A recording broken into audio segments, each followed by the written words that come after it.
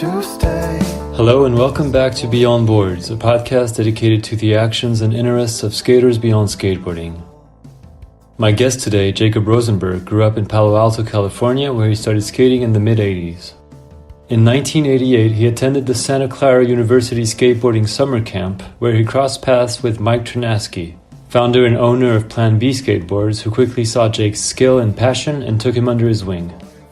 Together, they produced the three cult classic Plan B videos of the early 90s, Questionable in 92, Virtual Reality in 93, and Secondhand Smoke in 94. After Mike's tragic death in 94, Jake pursued a successful career in filmmaking, but his love for skateboarding never quite went away. In September 2024, he teamed up with Mike Ternasky's daughter Michaela and curated an exhibition called Recording the Ride at the Museum of Moving Image in NYC, devoted to the art and craft of street skateboarding VHS videos. So here's my conversation with Jacob. I hope you'll enjoy it.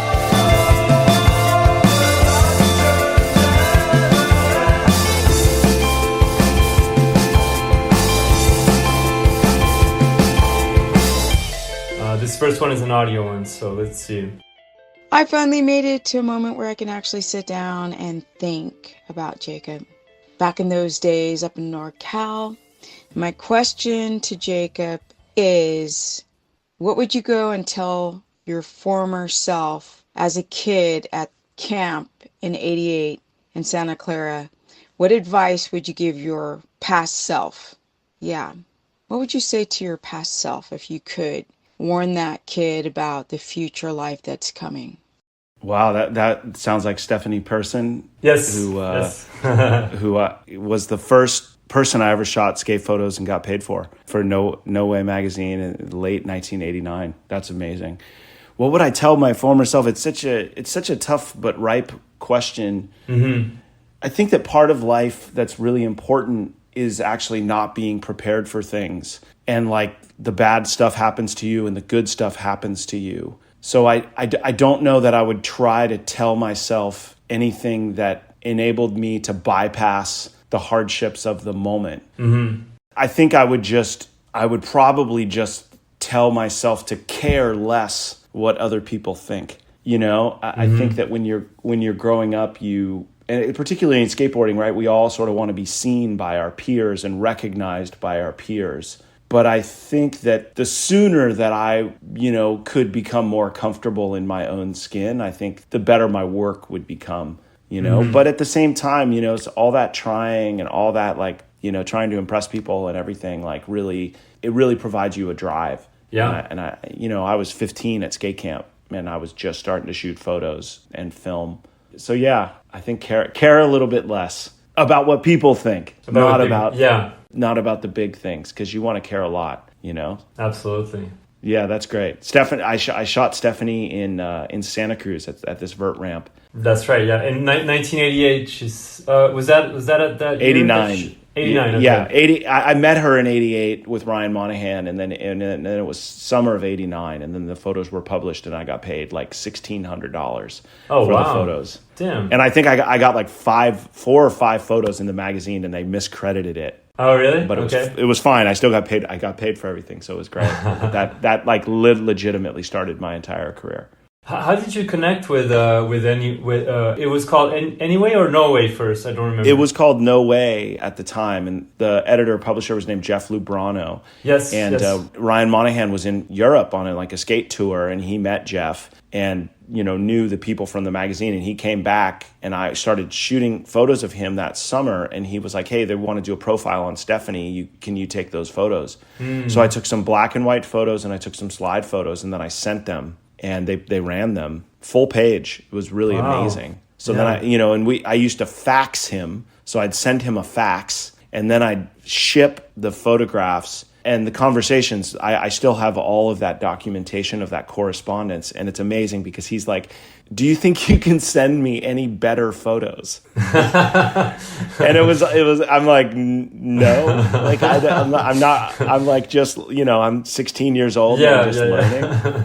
But I think that the interesting thing was that I was so hungry and so eager, and it was the beginning of street skating, and I had access to all those people. So no other magazine was like, oh, we're going to do Javante and Mike Carroll and Sal Barber. Like they were still like in the vert, late 80s into 90s era. So I think for Jeff, he was like, oh, this kid's like on the pulse. Yeah. And I got better, I got 2 covers with them, and I look back now and it's like, I think I had like 20 issues that had stuff in it, but never in America, not really in America. So that's crazy.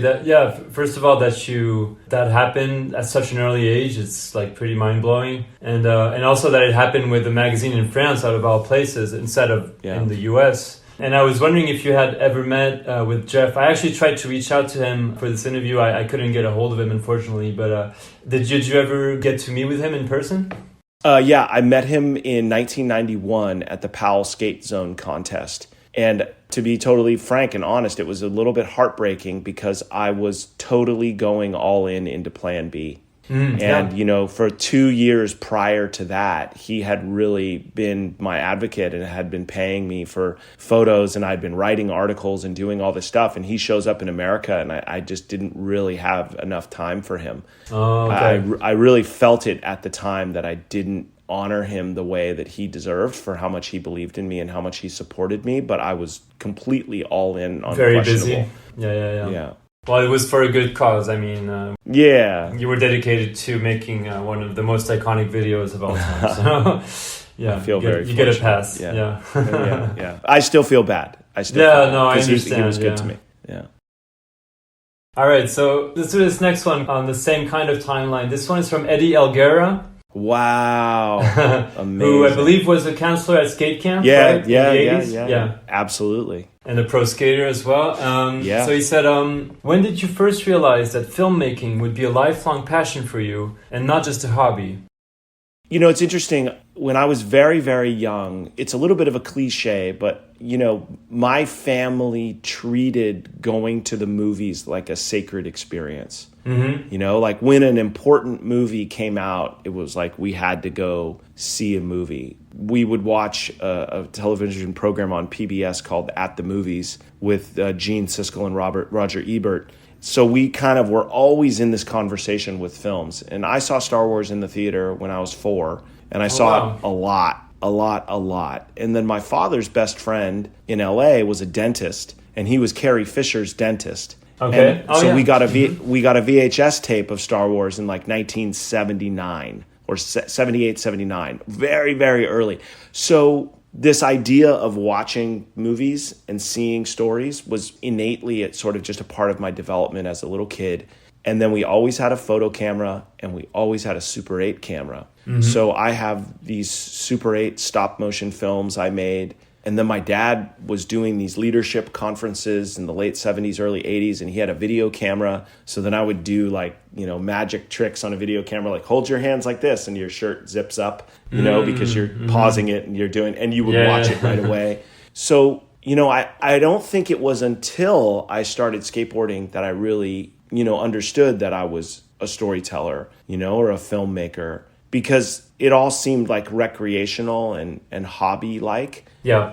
But by the time I'm 15 or 16 and I have this camera in my hand, I just could never envision my life without a camera in my hand. Mm. And then when I go back, I go, well, I've always kind of had cameras around me, right? I've always sort of had this thing as a part of my language. So I think when I helped them film at skate camp in 1988 for Shackle Me Not, and Eddie was one of my camp counselors that summer, there was something magical about filming something that felt important. And that, I think, was everything else I'd filmed before. Like, it was just for me. But the moment I was at skate camp, I was like, oh, I'm a part of something that other people are going to see. Not just me, not just my friends. Yeah. So that was the moment. And then I think, when I made the Plan B videos with Mike, I think I felt like, oh, this is my purpose. Yeah. So then film school, of course, I'm going to go to film school. And then during film school, of course, I'm going to start making music videos. And then after film school, of course, I'm going to do this. So I think, ironically, it was really the video camera with skateboarding in my hand, where it was like, oh, this is what I want to do. Yeah. And who I am. Mm-hmm. Yeah. That's 2 great people, Stephanie and Eddie. Yeah. That's amazing. Let's see. Let's do this next one. It's another audio one. Hey, Jacob, it's Mark. I am bringing it all back home from up here in Palo Alto. How do you think the environment of the Bay Area in the late 80s and early 90s affected your creative path? Was there anything about it in particular, beyond just the skateboarding scene, that allowed you to experiment, believe in yourself, and flourish the way that you did? What was special about that time and circumstance to you? Whiteley's great, such a good guy, such a pure heart, so talented. And he's also from Palo Alto, where I'm from. And in the era, he's a little bit younger than me, which at that time was a big difference. You know, the difference between a 14-year-old and a 16-year-old. Yeah, sure. I feel like it's a cliche now, but there was like a lack of supervision, and there was a lack of like people kind of caring that what we were doing. You know, like I feel like in the late 80s and early 90s in the Bay, like if you were skating, people wouldn't stop and watch you skate. They would just kind of keep going and doing their thing. So my like vivid memories from that time are like hopping in the car, driving, you know, anywhere in the Bay Area and skating, and feeling like there was kind of no one else around. Even though there were, I think, but the feeling was that we were in this isolated bubble and really free to do whatever we wanted. So I think that, you know, I think innately the Bay Area has this vibe of expression and freedom of thought. Certainly, like the word freedom is very strongly rooted in the ideology of people who live in the Bay Area. You know, my parents were my mom's Midwest, my dad's East Coast. They both moved to the Bay Area because of the ideology that you could do anything you wanted there. So I think in the atmosphere in the Bay Area was this sense that you could do anything you wanted. But then in the era, it just felt like no one cared about us. So I think that the way that molded me was like, I could do anything, you know? Okay. Oh, it's like 2:00 in the morning. We're going to go session this loading dock. No one's going to fuck with you at that time. And they didn't, you know? So I think there was just this atmosphere of like freedom of expression, and that we were really outsiders in the culture. People didn't know or care about us, and we just could do it. And I think that, you know, definitely got into my DNA in my life of like not caring, which is funny, right? Because what I said before about not caring what people think and all that, and like, but it all still, you know, melds together. Sure, yeah. Do you feel like it's still the case today? Like, do you feel like it's still the same vibe as you felt like when you were a teenager in the Bay Area? Or I know you haven't lived there in a while, but I'm sure you go back regularly. Yeah, I go back. I mean, the Bay Area is very different, you know, now. You know, the amount of wealth that's there is just, it's unavoidable. Crazy. How that changes the shape of the tone, you know, right? Like, you're skating on someone's property now, right? And get off, you know. So, but again, I don't go out and, you know, try to hijack a spot and that. But the Bay Area is just different. I would say it's when you still go up to those quiet places, when you're still like driving on El Camino at 8:00 in the morning on a Saturday, like no one's out there. There's no traffic, you know. But I don't know. It's a weird thing to talk about because being from Palo Alto is such a specific thing. Right, the whole world knows about Palo Alto now because of, you know, Facebook and Google and Stanford, but when I grew up, no one knew about Palo Alto, definitely, legitimately. Yeah. So there's an interesting thing about being from a place that when you were from there, no one knew about it, no one cared about it, and you kind of felt like we were in on a secret. Like, it's kind of a great city. It had some diversity, you know, it had movie theaters, it had all the stuff that you needed, and it was a small but big town. And then that just doesn't exist anymore because it's such a desirable destination now. Yeah. You know? And I think that the one thing about Palo Alto that I remember from being a kid is there was not a sense of entitlement growing up. You know, there was more of a sense of like humility and a humble quality to being from Palo Alto. And now I think you just can't get past the entitlement. Everyone driving their Teslas, everyone their you're just like, come on, dude. But that's not really me, you know. I made my home in LA and love living in LA, and I love visiting Palo Alto. It's, you know, like I said, those quiet moments in those places, that aspect is really, really wonderful. Okay, let's do this next one from Jeremy Wray. Wow. So his first question, he said, the story may come up, but you could ask him about the time he punched Mike Carroll at Mike Ternasky's house. It was a pretty pivotal moment in their relationship and a pretty damn funny story to boot. Yeah. You could also ask him about his insanely good trampoline skating skills, light years ahead of anything I'd ever seen. Yeah. And so I feel like these two things you've touched on in other interviews. I remember you talking about the Mike Carroll fight at the in the 9 Club, and probably in other interviews. Maybe in the Chrome Ball one you did as well. I just read that. Yeah. But yeah, no, whatever you want to talk about. I mean, I think the Mike Carroll story has been told a lot. So maybe I'll color that in, and then let's talk about the trampoline skating. Sure, yeah. But I think the Mike Carroll moment is really powerful because I stood up for myself. Yes. And I was really scared. But it was also a little bit of the writing on the wall about what was going to come with Plan B. Yeah. You know, and I think that part of it is Mike Carroll taking his anger out on me, which was a lot of that moment. And him and I are very cool to this day. So I don't really hold a grudge for that stuff. I really understand how young we were and how important that time was for us.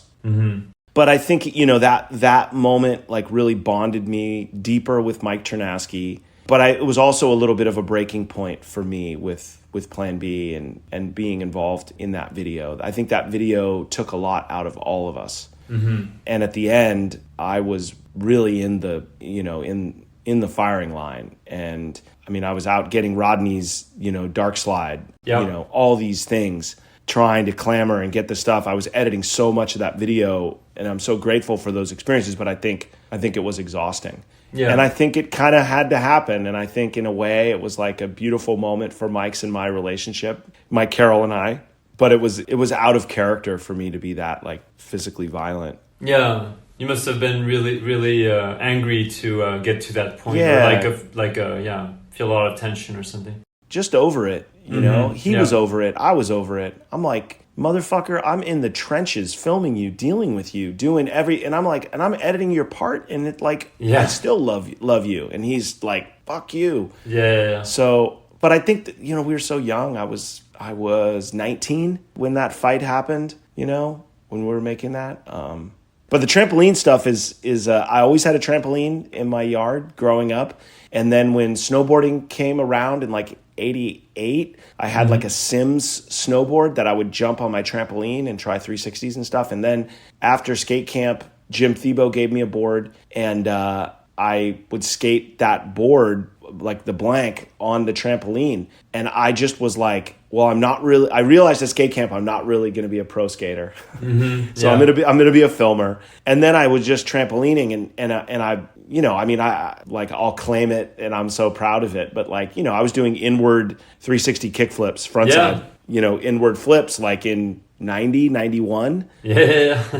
Backside 360 ollie kickflips in that same time, laser flips, front foot impossible, frontside 360. And I felt special. Yeah, it's impressive. Steve Rocco called me an idiot savant on the trampoline because World had a trampoline. So for a moment, it was like, oh shit, you think you can tramp? You got to find Jacob Rosenberg. And I love the guys who ride the trampolines today. And it's kind of crazy because they put trucks and, things on it so you can like axle stall and stuff like that. But it was like, for me, it was a little thing that I felt special for being good at. Yeah. Because I didn't feel too good at skateboarding.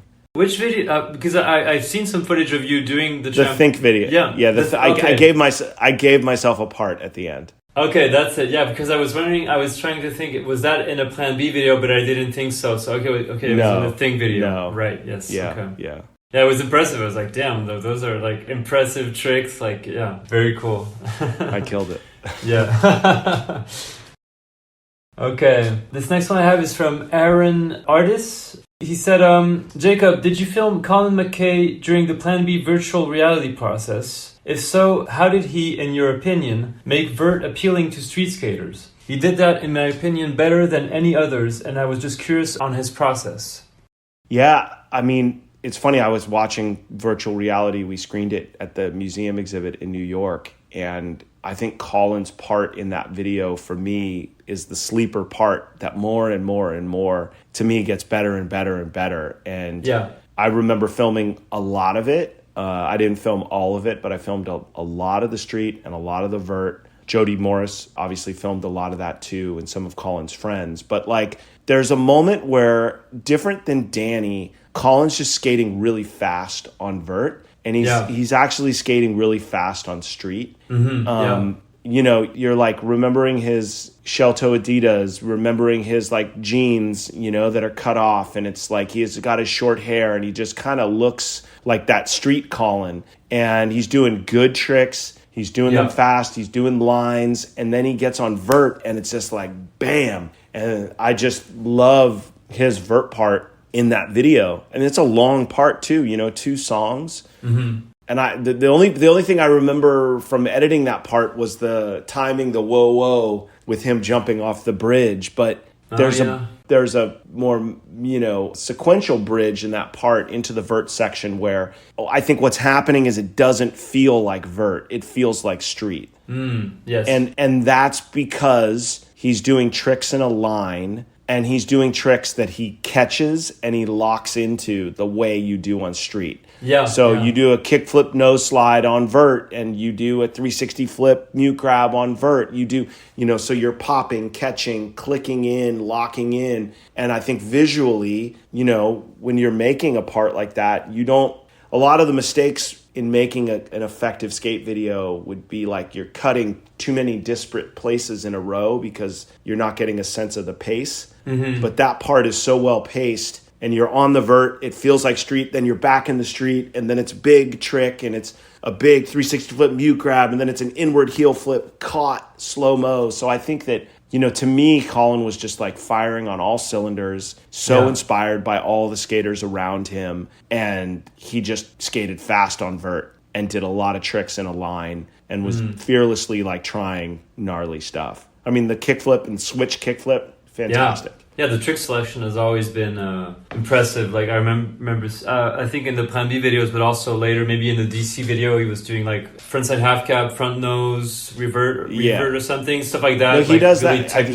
He does that in virtual reality. Yeah, I mean, he does frontside half cab, frontside nose slide. Yeah, I mean, it's he's always had a pretty insane trick selection. I think he's always been like a bit ahead. Yeah. Because some of it, when you're seeing it, you're like, oh, and then it was like, you know, switch stance, shove it, nose grind, over, revert. You're like, what? Yeah. He's always stood out to me as a vert skater. Like he's like the most street kind of vert skater or something. Yeah. Totally. A special talent for sure. I actually have a question from him, so we can just amazing. do this next one from him. It's a pretty simple one. He said, ask him if his toes have healed. Yeah, they have. You know, that was you just never make a mistake of falling asleep sort of in public around those guys in that era. And I fell asleep on the couch at Colin's, and they stuck matches between my toes and then lit the matches on fire. So that's in the credits of Questionable, where I'm asleep. I don't remember seeing that. Wow, okay. If you go back, I'm like lying on my back, my mouth is open, and then there's like 3 matches between each of my toes, and you light the match, and it basically burns out on your toes, and you wake up horrible. with your feet burning. It is, isn't it horrible? Oh, that's cruel. Wow. I mean, it's like kids stuff, but like, it's not very nice. Isn't it cruel? Yeah. You know, and then that's why the Mike Carroll moment resonates, right? Is because I was like being treated over that way. it. Yeah. Taking a lot of abuse. Yeah, that sucks. Yeah. Let's do this next one from Pat Channita. Oh, amazing. Let's see. He said, what's up, Jacob? I hope all is well, and congrats on the exhibition in New York. With family and work, I doubt I can make it over there before it closes, but if you bring it to California, I will make it somehow. We hope. You've touched on this question before. You made me a household name with my secondhand smoke part. The editing of the music to the skating was top-notch. I was not a music guy, and if Hensley never found tunes for my section, what would you have done? What would you have used? It was easy for me to say no to the songs, but at the same time, I didn't have suggestions either. What if I was stubborn and went the route of no music, just the sound of skating? Or randomly said Madonna or something? I feel songs make a part. If you had to remix it today, or if I just gave you the footage and said, you edit it, my job is just to skate, what would have happened? It's interesting, I vividly remember being in the editing room talking to Pat about not knowing any music. Mm-hmm. Like literally saying, like, what music do you like? And it's like, I don't listen to music. And I know that Hensley had the connection with Dirty Dozen Brass Band. And then I also know that there was a Stevie Wonder track that Mike and I had on a mixtape, because one of the things about finding music with Mike Ternasky was just that you basically would go to what was called the Warehouse, which was a music store, and you would buy like the greatest hits from 1960, 1961, 1960. So we basically had all the Billboard top 10 CDs from every year for like 20 years. And then you would go through all those and see if you could find things that you liked. So I don't know. I mean, I really struggle with how I would change things. But I will say, I have my notebook from that era in my new book. And I included a page from my notebook that actually is an Easter egg. It says opening Beatles, Pat C, anything but rap. That's awesome. And then Pat Duffy, it says Charlie Brown. So, I mean, I think there was a collective effort with that video to find the music. Some of those tracks were tracks that Mike and I had wanted to use. Some of the tracks, like Dream On for Rodney. Oh, yeah. That I had wanted to use that for a 411 edit when Mike died, but they couldn't get the rights to it, so they didn't use it. So then when I was editing Rodney's part, it was like, oh, well, I'll use Dream On because I really liked editing this Mike Ternasky tribute to that. Mm-hmm. But I cannot look at a part and say what the music should be now. I feel like it's perfect for the way that it was. And I actually love Pat's part, that the way it starts and the way it goes in. And I would say that I was definitely in the pocket in terms of timing and like understanding how to, go to a different spot, go to ledge, go to stairs, go to line. So the parts, they feel right. And I think that's part of what making a good skate video is like listening to the music and then finding that rhythm. Yeah, absolutely. He also just added, you did an awesome job on the video. It was hard to come up with a question because we didn't work together that much, I feel. Take care and hopefully we bump into each other in the future. I think the last time I might have seen you was the Plan B True premiere. Plan B Forever, the videos you helped create inspired my skating. Your contributions to skateboard videos are a true blessing. Thank you. Oh, I feel very fortunate to be a part of what I'm a part of. So let's see, this next one I have is from Brendan Spohn from The Secret Tape. Sick. You worked together on the exhibition at MoMI. Mm-hmm. So he said, tell us a good, possibly lesser-known Rodney story. That's probably a hard one, but... No, let me think. A lesser-known Rodney story. I mean, the lesser-known Rodney stories are just the process of filming and spending time with him. He was nocturnal at that time too. He's very nocturnal now, But a lot of times we'd go places at night and then go to Denny's at like midnight or, 2:00 in the morning. Uh-huh. And I believe Rodney used to eat, the veggie sandwich, the whole wheat veggie sandwich. And I'll just never forget, like, you would go skate. Maybe you wouldn't get a trick because he was still kind of learning stuff, or he was still like in his process of it, right? You kind of felt when you with Rodney, you kind of felt like, oh, this is going to be the session where we're going to get something, or you would kind of be like, I just need to be here to support this guy in his process. Yeah. So you would go and I just remember going to Denny's with Rodney, and he would end up talking to you about Richard Feynman. And he would be telling you a story about something in the world or in physics or science, and he would help you understand it. And I just remember a lot of times and a lot of meals during the making of those videos where you just felt so fortunate. But then also, Rodney would never talk down to you in those situations. So he wouldn't treat you like, oh, you didn't know. He would really be like, oh, well, did you know this and then that? And then you would start to have that conversation, But I just for whatever reason, I was very, very lucky with Rodney because we ended up filming absolute bangers together. Yeah. You know, I shot his first Casper slide. I shot his first dark slide. I shot the half cab dark slide. And then I shot the dark slide down Balboa Park. Oh, yeah. So there was something about just that chemistry. And the progression of his maneuvers. And Yeah. I also think like the lesser known Rodney stories are really like how integral he was to like developing the modern shape of the skateboard, you know, and like the popsicle of it all. Like, you know, everyone worked on their shape with Rodney. Like, you know, you would go, oh, we're going to go up to El Segundo and to World, and we're going to work with Rodney and go over to Prime and try these new shapes. I remember Rick doing that. I remember everybody doing that. So Rodney's like day job, right, was like World Industries and actually revolutionizing the modern shape of the skateboard that made it better for all these technical flip tricks. Yeah. So I think, you know, you kind of, Rodney deservedly, you know, gets all this recognition for changing the technicality of skateboarding, but then also like his brain and how he thought about the shapes enabled so much of the physical, technical, hard good aspect of skateboarding as well. Okay. And, you know, and like, dude, Rodney was riding like 38 millimeter wheels, you like know, with everybody else, with baggy pants like everybody else. So there's a charming aspect of that, you know, where he's wearing his I Heart Slayer shirt and, you know, has these, you know, blind jeans on and all that. So, So Ronnie is a bit older than you, I guess. Like when how old was he when you were filming for the first two Plan B videos? I mean, mid 20s maybe, or mid to late 20s. I think him and Mike Ternasky were probably close to the same age. You know, okay. Rodney might be 7 or 8 years older than me.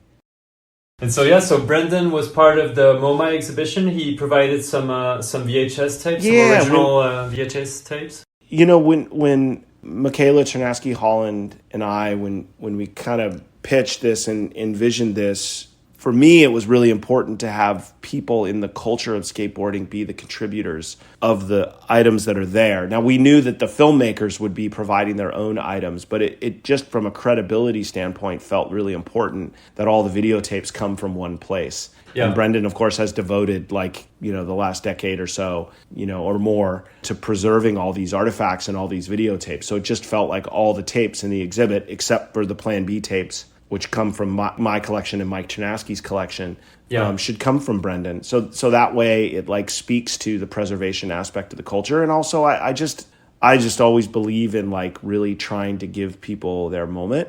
And really seeing them and letting them be seen. And, you know, you got a guy who's, you know, living in Pennsylvania and doing his thing and, you know, he's like well respected and all that within the culture. And when you know, get an institution that likes putting your tapes in there and they have labels and you see like the name of the thing, it makes you feel like kind of what you're doing is worth it or it's recognized properly. So that aspect is really important to me. And Brendan's just a good guy, and I bought tapes from him in the past, or I've gifted tapes to people in the past. So. And just again on the MoMA exhibition, I don't remember, maybe it was Pat who was talking about the exhibition possibly coming to California. I was wondering if there were plans for maybe having the exhibition in other places, because like we've actually been in touch for this interview for a few weeks. And I really wanted to come to New York to the opening, but I couldn't make it. And so I was wondering if there were, you know, any plans of maybe having this exhibition travel around the world, or at least in the States, or. I think right now we're engaged in conversations with the Museum of the Moving Image that, you know, put it up and was the first one to bring it forward about the potential of going somewhere else. I think Michaela and I feel like California is the right next destination, whether it's sort of LA, San Diego, San Francisco. But there's just a lot you have to go through, because is it going to be the same exhibit? Is it going to change? Does a museum in LA want something different? But, you know, we have friends at the Smithsonian who came and really were blown away by it. It is unprecedented, the presentation of the videos and the artifacts of it as a proper filmmaking genre. So I think it's likely that it finds a destination because so much work has gone into making it really presentable. I just don't know where that is. But it's our intent to find a place. Okay. That's the hope. I don't know if it happens. I think the way that New York happened, I think Michaela and I both got out of it what we wanted. So anything else is gravy. Mm-hmm. Yeah, well, I fingers crossed it comes to France because I would love to see it out I here. know. It would work really well, I'm sure. Yeah, for sure. All right. Let's do this next one from Aaron Meza. Yes. Let's see. He said, Jake, please pick your favorite part in Questionable and your favorite part of virtual reality, and no philosophizing your way out of it by saying you can't just pick one. Okay, that's fair. My favorite part in Questionable. I think it's an obvious choice, but I'll start with the three and then I'll narrow it to one. But okay. You know, Rodney Mullen, Rick Howard, and Pat Duffy in Questionable, you know, are the three that, like, for me, like, they just penetrate. Yeah. At the end of the day, I'm going to go Pat Duffy from Questionable because I think it's absolutely the seismic game shift changer in skateboard videos. Yeah. The music, the structure, the pacing, the scale of the tricks, the filming of the tricks. I mean, Sloshbox filming of the 50-50 down the double kink to me is like technically one of the greatest film tricks in the history of skateboarding. You know, starts on a close-up, zooms out by the end of the trick, follows it the whole way. I mean, absolutely beautiful. So I'm going to go Pat Duffy for Questionable. Mm-hmm. Virtual's easier because there is one part that I kind of love the most, but virtual, I would say there's more that I would just lump into my favorites. And part of that is just I edited so much of that video, so I feel so connected to those parts. But I think Rick Howard's part, for me, I filmed so much of that part. I remember editing that part. That's the part I fought Mike Carroll while I was editing, and it still, you know, made it to a great place. And Rick Howard's part, to me, it's just perfect in that video. I have no notes. What would I have done different? It just is him. It's the moment. Also, the fucking Federal Building rail stuff at the end is like, what? Like, no slide, perfect. And, you know, again, I'm proud of how I filmed that. Long lens. So, yeah, that's an easy one. Okay, let's do this next one from Rick Ibaseta. Oh, amazing. He said, with everyone you've shot with, was there ever a time where you missed a clip and wished you had gone back to get it? One that you feel could have helped elevate a part or change the feel of a video? There was a trick by Sal Barbier that I fucked up in the virtual era. And I felt awful because he was in the, you know, it was like, oh, he was going to get the retirement part. So not only, you know, did it feel shitty that he might not get a full part in the video, it was like I basically cut off the end of the trick. Okay, yeah. And I just felt terrible about that. Mm-hmm. I think some stuff, you know, I look at and I go, I wish I could have filmed it better, you know. But I also, like, we were still figuring out filming and skating at that time, so it was less, you know, it was less in the core of the 90s where you're like one spot, one banger, blah blah blah, you know, like there's so much footage with Rick Howard of like tricks he didn't land that are amazing tricks, but he didn't land it, so it's not like the filming got messed up, but you saw like all that potential, you know. Yeah, there's like 3 tricks in particular for virtual that I have the raw footage of that it's just like, oh my god, like if he had done that then, you know, that would have blown people away. Sure. There is a moment in Video Days that I totally regret turning the camera off, which I think could have been a moment in Video Days, which is we were skating the parking lot bank across the street from the Palladium. And Mark ollied the parking lot fence, skated down the street, and ran into George Michael, who was coming out of a sound check. And I like dropped the I pointed the camera down and I didn't film that. And I've actually never seen that footage of Mark. So I don't know if I recorded over it or I have like one of my tapes from Video Days back, but I don't have the other one. Mm-hmm. I remember you told about that, and the Chrome Ball interview, Yeah, it's pretty wild, running into because Mark rolls up to him and, you know, is like... Yeah, like, who are you again? He forgot his name. He forgot his name. Yeah. He's like, but you're baby. And George Michael just looked at him like, you're fucking crazy. Yeah, that's amazing. Yeah, it was great. And so Rick Ibaseta, so you filmed him for Useless Wooden Toys? Yeah, that was like my first paid filming gig. So I filmed for Useless Wooden Toys, and then like immediately after that started filming for Video Days. Mm-hmm. But, Rick was like my first assignment as a filmer, and Steve Douglas hired me to do that. And I went to San Francisco and filmed with him. My childhood friend, Andy Huberman, was in the car with me. And, we skated Sears curbs with Rick and Javante, and then skated Wallenberg with them and drove around the city. And, Rick was fun to skate with. And you go back and look at his style, and he just was perfect with those black airwalks and his jeans on. And like everything was like that backside lip slide at Black Rock. Oh, yeah. Where he pops out. Before the end? Yeah. Pretty sick, yeah. Pretty sick, So that was fun. Yeah.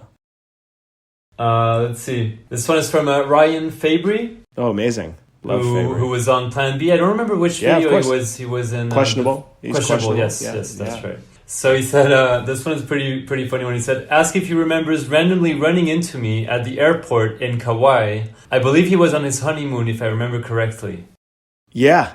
I 100% do. I got married in 2007, and I think he had a big beard, and it was just like, Fabry? and give him a big hug. I think like that moment, was hard for everyone, and I imagine the hardest for him, leaving the team and everyone kind of being too young to know the right way to act. Mm-hmm. That goes back to that fight with Mike Carroll. But Ryan, I filmed with him a lot for Questionable. He kind of filmed, I think, mostly with me and Sloshbach. And, God, he was so good and so, progressive. And, dude, he 360 flipped Sports Arena and landed it and cracked his board in the summer of 92, And we were all really young. Yeah. And so, unfortunate things happen because of youth. But I've always really cared for Ryan, and I just I remember going to Vegas with him and filming, him in Vegas, and it was so hot, and we're skating these ditches, and he did that shove it varial kickflip on that little hip in that little wash ditch.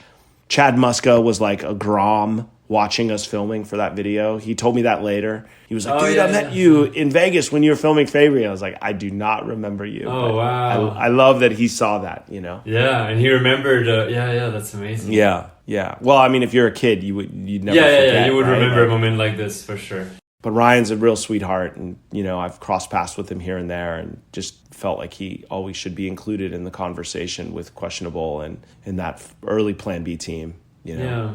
And so when you two met at this moment, you hadn't seen him in a long time, I guess, from the Plan B. I hadn't seen him probably in 10, 15 years? 15 years, 16 years, but I'm pretty good with faces. I'm not great with names if I just meet someone, but if I run into somebody, I'll immediately click. I have somewhat of a photographic memory, but I think he was super bearded up and, passing through the airport. I always feel like that's a good sign when something like that happens. It's like, okay, we're going to have a blast. We had a great honeymoon. We went, that's nice. Awesome. Yeah. Okay. This next one is from Tony Ferguson. Amazing. Let's see. He said, ask him about the night he came to Vancouver with Rick and Mike and went to Victoria on Vancouver Island and spent the night. It was a crazy night with a lot of shenanigans. That was, so we, there's this ferry that goes from Vancouver to Vancouver Island, which is Victoria. And we basically go there, I think as the sun is setting, and we get there and it's nighttime, and we go to this party. I still have footage of this. Mm-hmm. To me, it was just pure teenage, go to a party. It's Canada. There's no drinking, right? Everyone's 18. They can drink. Yeah. That's right. Yeah. And then, we're running around. And at that time, everyone was doing a lot of, disrespectful things to public property and, trying to hit on chicks. And, that was the vibe at the time, right? It was And I think we just stayed up all night. I don't know that we had a place to stay, and then took the ferry back to Vancouver the next day. Mm-hmm. But I remember, I think Sam Mega, there's a crow's nest on the ferry that was 50 feet above the top of the boat. And I remember it being night,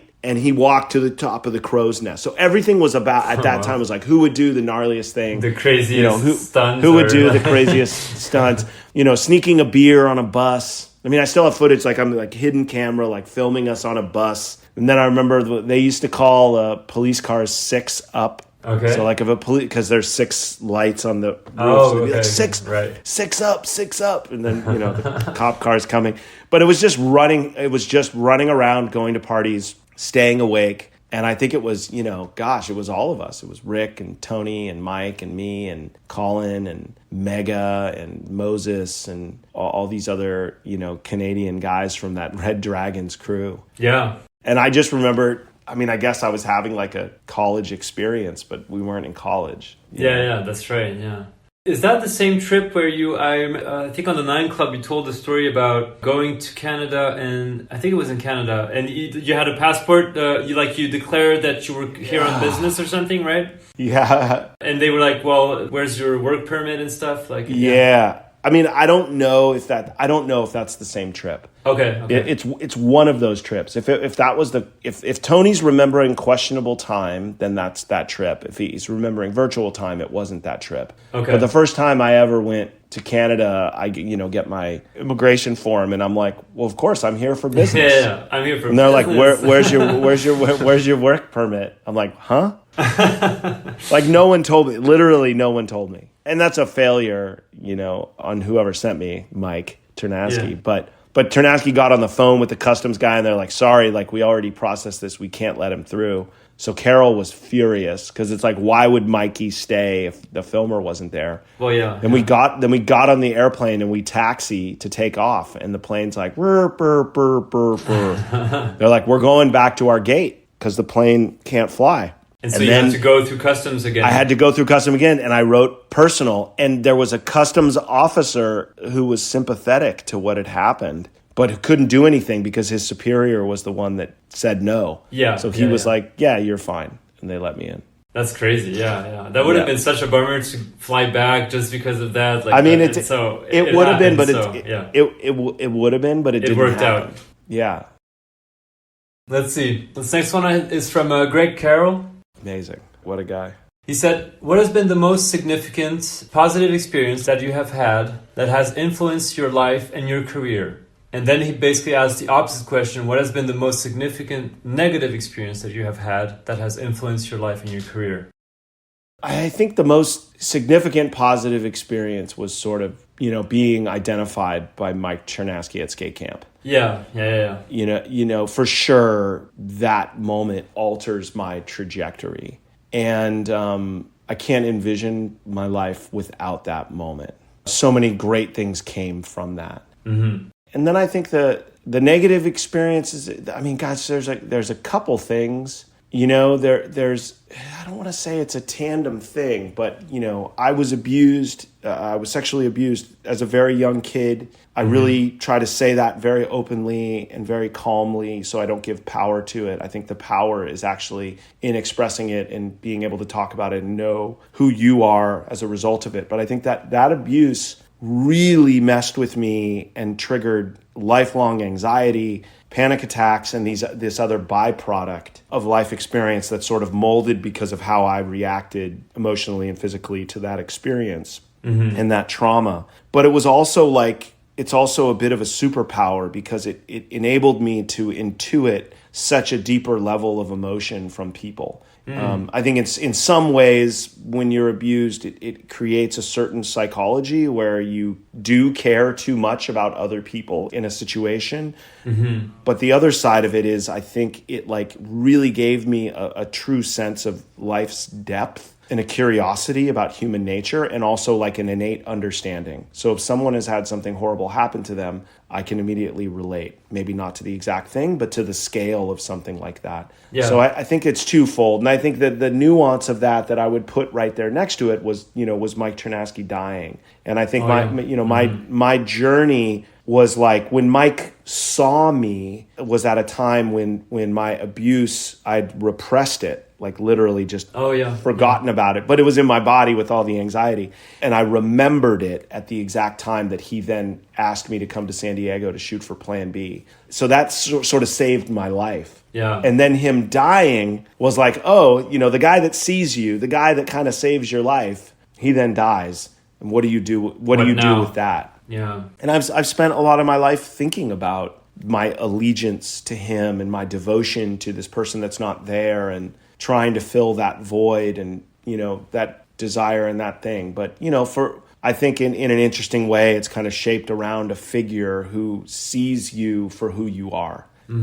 So he saw me at skate camp, and he had no idea about the abuse. Like, I never talked about it publicly until I was in my 20s and really went to therapy. Was so embarrassed and, just afraid of what it meant socially and stuff like that. But as I learned to normalize it and learn to talk about it, I'm like, oh, and then I think it can really help people to know that you don't have to hold on so tight to these things. Absolutely, yeah. I haven't watched the whole interview, but I know you talked about this recently with Robert Brink, right? I need to go watch the whole interview, but he hasn't released it yet. He just wanted to release an excerpt, and he was like, "Hey, can I put this out there?" And I was like, "Of course." Like, I'm not, I would say that, like, when I talked about it in Chrome Ball. For sure, but it was put in a very specific place in that interview because I felt like you needed to earn getting there. I don't think you just throw the stuff around. I think you really try to contextualize it. Sure. And my experience is that there are people that need to hear this stuff said out loud, especially as a man. 100%, yeah. This next one is from Greg Hunt. Amazing, the homie. Jacob, I know you know this voice. It's Greg Hunt. Hope this finds you well today. I have what I think is a great question for you. It's something that I've kind of thought about and talked about with others, but I don't think I've ever talked about it with you. So this seems like the perfect opportunity to do so. So I've noticed from my experience in working in production outside of skateboarding that there are almost always skaters on set, specifically in the camera department. There's skaters in other departments too, but almost always DP, first AC, second AC, camera PA, loader, whoever might be there in camera is a skater, usually a full skater. And I'm sure that this is something that you've experienced as well. So I would just like to, have you speak a little bit about why you think this is. I mean, I know there's the obvious why, the connection between skateboarding and filmmaking and the path from skateboarding into filmmaking, but also kind of why you think, skateboarding and skateboarders and skate culture is so conducive with filmmaking and film culture, if you want to call it that, or just, being on a crew and making a film. That is my question. Thanks so much. Talk to you later. Bye. Yeah, it's a great question, and like immediately when Greg is saying that, I'm envisioning first ACs and second ACs who come to set and have their frog shirt or a polar hat, and they're like core skate. These are skaters, and they're in it. Right. He used a word that I think is really important. He said crew. Because you always refer to a film crew. And I think one aspect with what connects skaters to production is that sense of being in a crew and having kind of a job and a purpose. So I think that innately there's like a social swarm of feeling like in the momentum of doing something. And I think that when you back up a little bit, one of the things that connects us all to skateboarding is the fact that I can't do the trick that you're doing, but I can be a part of you doing the trick by being there, by supporting, by watching, maybe by cheering you on, maybe by skating as well. So what you're doing doesn't feel as important because you're feeling all that pressure if you're trying to get a trick. So there is this psychology of skateboarders of being involved in the process of something, but not always being the center focus of the thing. Yeah. And I think for me, I relate to that very deeply because I never jumped downstairs. I never did dark slides or anything, but I loved being in service of capturing that moment. Yeah. So I think that one of the reasons that film sets have a lot of skaters and camera departments have a lot of skaters is because that notion of being in service to the thing is innately in our DNA. Yeah. And so I think that filmmaking, directing commercials is very similar to skating. You are shooting take after take after take, trying to quote unquote land it, meaning get it right, get the performance right. If you're a first AC, then you got to nail the focus, right? So many first ACs that I know are skaters. So they're like really precise with trying, if the actor's moving in the frame and you're on a long lens that has a shallow depth of field, you don't want it to be soft and this. So there's this like, it's the feeling of being in, right? It's like what skateboarding offers that doesn't get discussed enough is presence. Okay, so what presence means to me is that you're aware of the moment, you're aware of your contribution to the moment, but none of that dictates this like thinking too much about how to act. So presence is like the ability to be in a moment. I think that film sets with real crafts people who are responsible for getting things right demands absolute presence. And I talk about this a lot in my morning safety meetings and sort of a speech and talks that I give to the crew on a daily basis. It's like, if we can all be present for the work will be better. Yeah. And I've never experienced the results not being that. So I think what Greg is bringing out is that filmmaking and the craft of filming requires this presence that's akin to supporting a session, to supporting your friends getting a trick, It's also hard, like you're lugging stuff around, you're doing this, right? If you had to go clean a pool, that is not a glorious task. And if you had to go fix a spot, not a glorious task. But a lot of times you're doing that for someone that you don't even know. Yeah. In service of the bigger picture, kind of. Yeah. Exactly. So I think that's one of the beautiful things about film sets is that demanding of presence, And again, that presence in Greg is one of the qualities that I love about him. He edited my book, and he really put himself in a mind state of understanding what the material was saying and what it wanted to say, and challenging me and pushing me. And so Greg has just an absolutely beautiful presence and awareness. And then just as an artist, he's such a special artist. But for sure. Yeah. It's very interesting that there are so many like great filmmakers like yourself, like Greg, that have come from skateboarding. Of course, Spike Jonze is probably the best known outside of skateboarding. Sure. But then there's like so many people that have, started with skateboarding and then went on to other projects. I actually just did an interview a few weeks ago with Colin Reed, who did Spirit Quest and some really cool skate videos in the mid 2010s, more or less. And he's been doing like more music videos, like he did, I think, for Radiohead, for some other bands. And I find it fascinating, like that so many people like you guys that skating brought you to all these other projects. And it's just wonderful to see you guys just doing all this rad content outside of skating as well.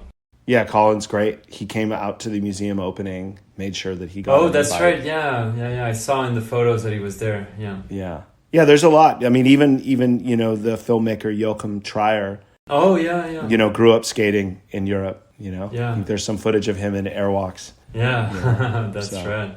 While we're on this, just a little tangent, but I'm sure that opening night at MoMA must have been just great. I'm sure very moving as well. For you, especially for Michaela. Is that how Michaela, you pronounce her name? Yeah. Michaela, yes. Yeah. And I'm sure it must have been a very powerful moment, especially after working on this whole thing for, I'm sure, a long time. Now it's been more or less a month. Like, how do you look on it now, a month later? I mean, I think it was a life moment for sure. I think it was if you look at the journey, it was surprising, but also not surprising at all. When Michaela came into my life, 12 or 13 years ago, she didn't know anything about her father. And over the last 12 years, I've tried to be a mentor and an uncle and a surrogate father figure to just help provide a unconditional love for her growth and her finding of herself, and for her to kind of to step into her father's legacy in the way that she did, knowing what it can mean for someone, for me, like just at a distance, to be a part of that and to know that was kind of our journey together was really, really, really powerful. Very overwhelming. I mean, I cried a lot that night. I'm sure, yeah. And then, Mike's widow, Mary, was there. Rick Howard was there. And my wife was there. Matt Hensley was Matt on Hensley the Zoom was call, there, right? For the panel talk. Yeah. And then a couple childhood friends and a couple friends from college came there, some very significant people in my life. So, for me personally, it was just like, first of all, I just think that the medium of skateboard videos needs to be discussed at a scholarly level. Yeah. We need to normalize talking about skate filmers as filmmakers, because that's what they're doing. There is a craft to it, and there is a legacy, and there's a lineage. And we focused on a specific era. Of course, there's very significant people in earlier eras, but we focused on this sort of 90s era that the Plan B videos, the trilogy, was like kind of the foundational, component of that.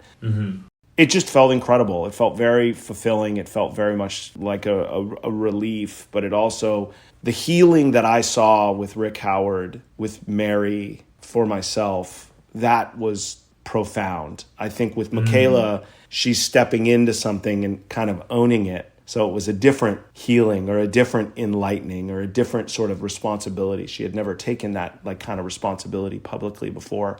Her dad's a really important figure. And now she totally understands it. She's in the culture because she's co-signing it, and she can stand behind it. Prior to this moment, I've been the only person that really stood out and advocated for Mike's legacy. And part of that is just because of how life works for people. Mary went and remarried and went on with her life, and Michaela's like learning about her dad and not quite feeling that she can step into it. But the process of learning and being and supporting the culture put her in a place where she can now kind of be there. And I can kind of feel comfortable, although it's hard to relinquish something that you've held so tight, but I can be comfortable knowing that someone will step in for that. That person and their legacy, because I just think his name needs to be in stone for that contribution. But it was an incredible night, absolutely incredible night. Okay, this one is from Bret Anthony Johnston. Amazing, the homie. Yeah, who worked with you on the Danny Way documentary, right? Waiting for Lightning.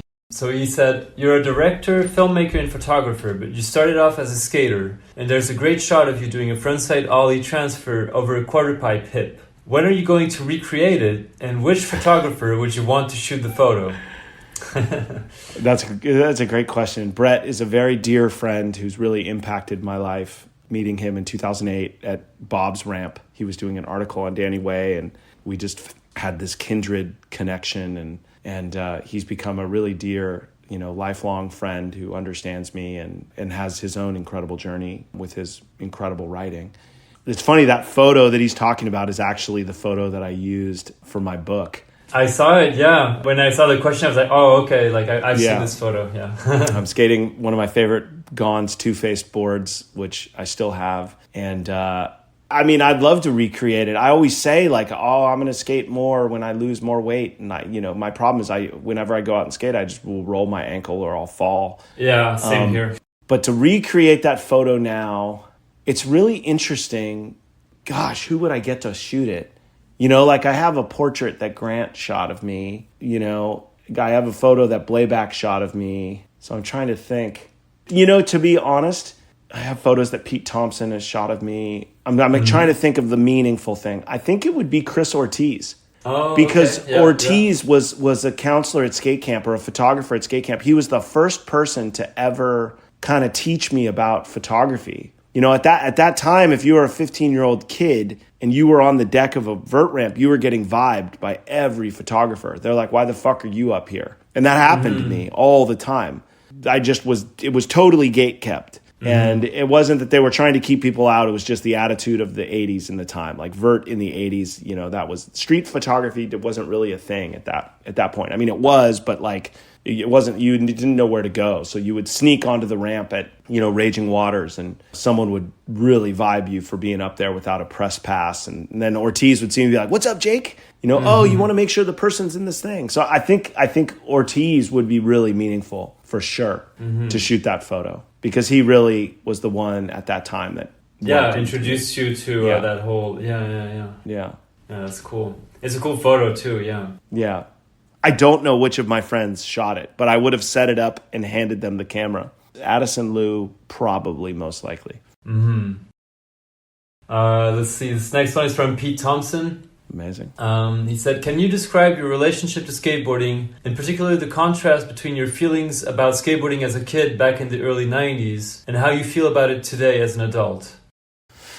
That's a kind of a broad question. It's broad, but it's good. I think I know what he's getting at, because I think that as you get older, you sort of, I want to be very delicate with how I say this because I don't mean it with deep sincerity, but there's an aspect of skating that has a futility to it as you get older. Yeah.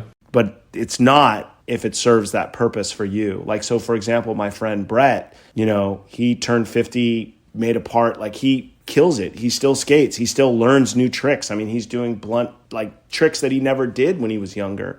And I understand that because, when you're older, you kind of go like, why am I letting this be an obstacle? But like Bret still skates, and he challenged me to do a kickflip for my 50th year. I didn't do it, let him down. Now he's challenging me to frontside ollie the hip. I gotta do that. Oh my God. But I think my feelings of skateboarding as a kid, there's just the freedom. That's just really the word that I always attribute with skateboarding growing up, is it just felt like I could do whatever I wanted, fuck everybody. I could have a place, I could have a seat at the table, I could be a contributor, I could be a supporter, I could drive anywhere, I could do anything, I could meet anybody because of skateboarding. And I think to this day, like I still have that echo in my life from, meeting people who grew up on my videos, or I knew them when I was growing up, and they still mean a lot to me. I mean, the people that changed my life or that impacted me or that I looked up to, I still treat with the same reverence today. When I see Holmes at an art gallery, I'm like, that's fucking Christian Hosoi. Like, that's pretty special, Or I go pick up something from Lance Mountain, and I just pinch myself because he's such an incredible human being, and culturally he did so much. But I think what Pete's also asking about is like the landscape of skateboarding today. And I think like skateboarding is just really interesting. It's such a big industry, but it's also still so small. I think there's a lot of people who probably don't get what they deserve financially from what they do or have done for skateboarding. I think it's a really, a challenging business. I think the Olympics changes a lot because countries are now like developing skateboard programs so that they could compete in the Olympics. And we all have mixed feelings about that. But the reality is if someone loves it and is doing it, then they're in the family. Sure. But I think skateboarding is so gnarly today. Like, Raisa. Leal? Yeah, like on the 18 first try, like, dude. Yeah. And she, like, when she does her backsmith, she has the Mike Carroll hands. Like, there's so much in skateboarding today that's so beautiful and shows just how incredible it is. And look, like Shane O'Neill's part just came out and absolutely incredible. Still watching Guy Mariano skate. Jamie Foy, absolutely incredible. So, and again, some of that stuff, you could watch some of those parts and be like, oh, this could have been a virtual reality, adjacent type of a part. So in certain ways, it hasn't changed. But in other ways, just the scale and the consistency.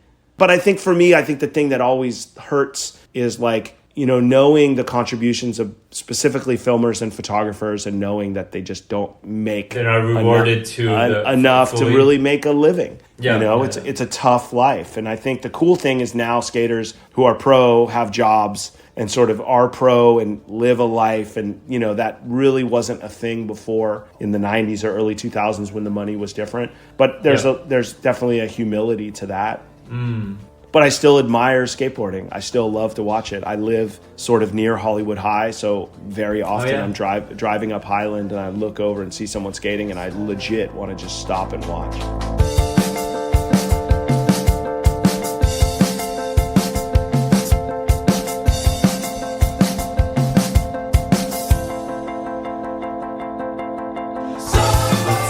This next one is from Anthony Pappalardo. He worked with you on the MoMA exhibit. Yeah. He said, is there anyone you were around or filmed whose footage didn't capture their skating? Someone who we didn't see enough from, etc.? It's so weird, but like, I can't think of someone. I don't say this in a, braggadocious like way. Like I feel like I was pretty good at being present for like who the skater was.